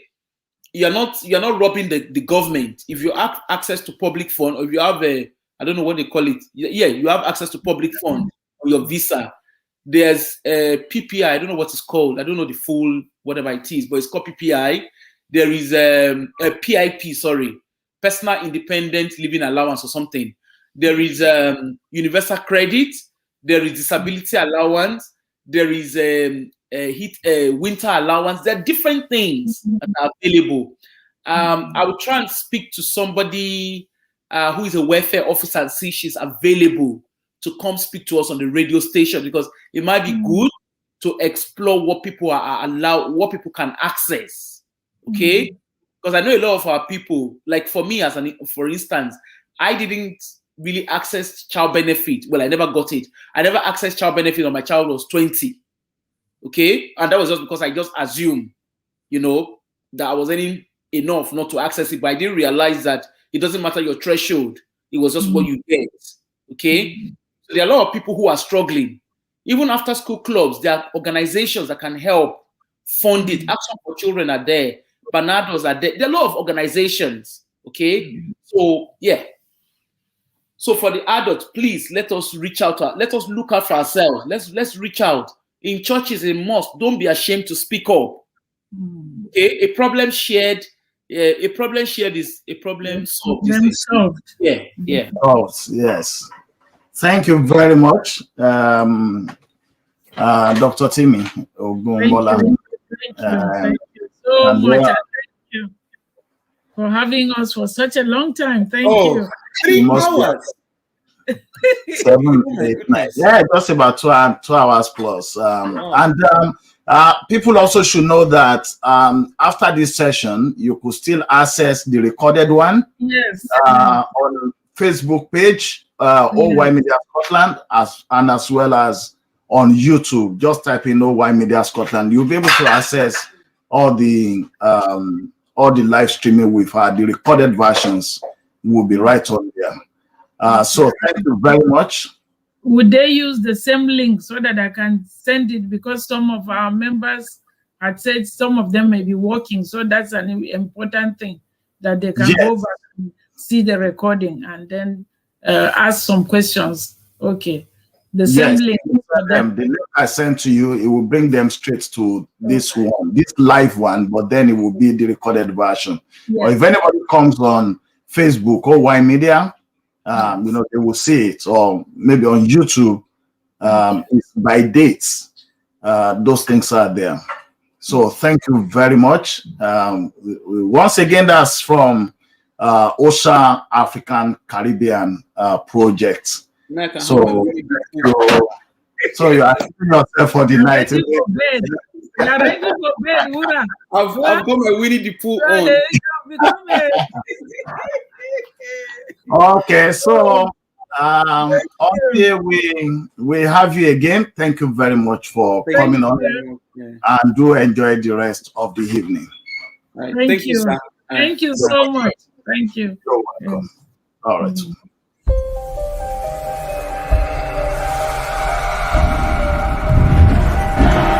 Oh, my mic was here. Right.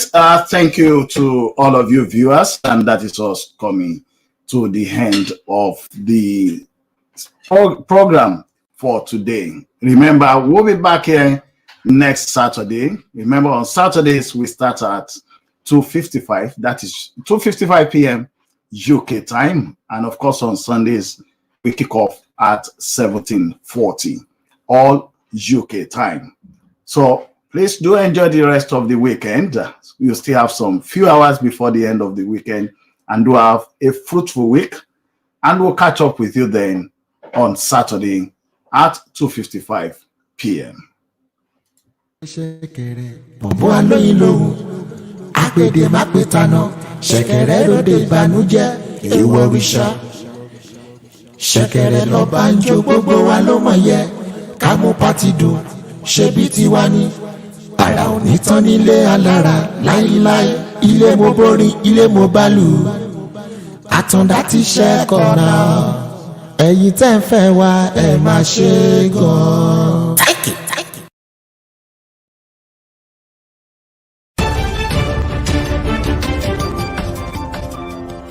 OYTV.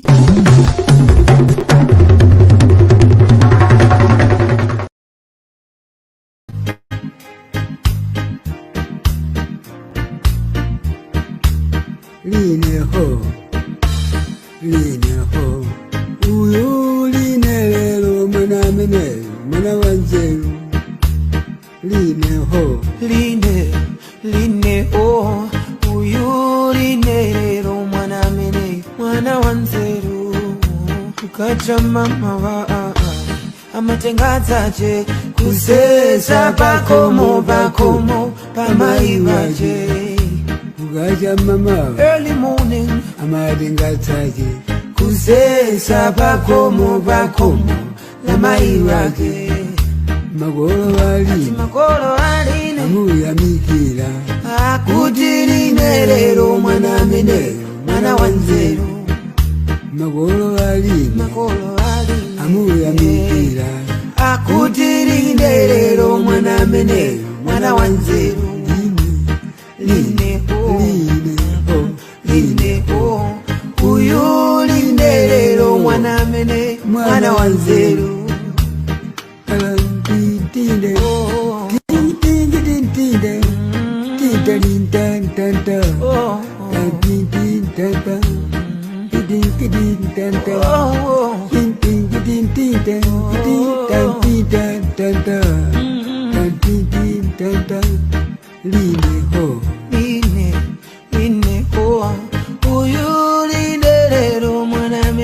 Mwana wanzeru. Agire gogo wana madingo namu ya mikira kudi na madingo mwana wanzeru. Agire gogo wana madingo namu ya mikira Mukuti na madingo mwana wanzeru. Simuku na mako Kawizi na malota ine bambo wanga tandisi enda sarandeka. Kawizi na mwe ni malota ine bambo wanga tamwali enda sarandeka. Gondo mama une mama mwe, gondo mama charamanda tafera moenda we. Gondo mama gondo une mama mwe, gondo mama charamanda utafera moenda we.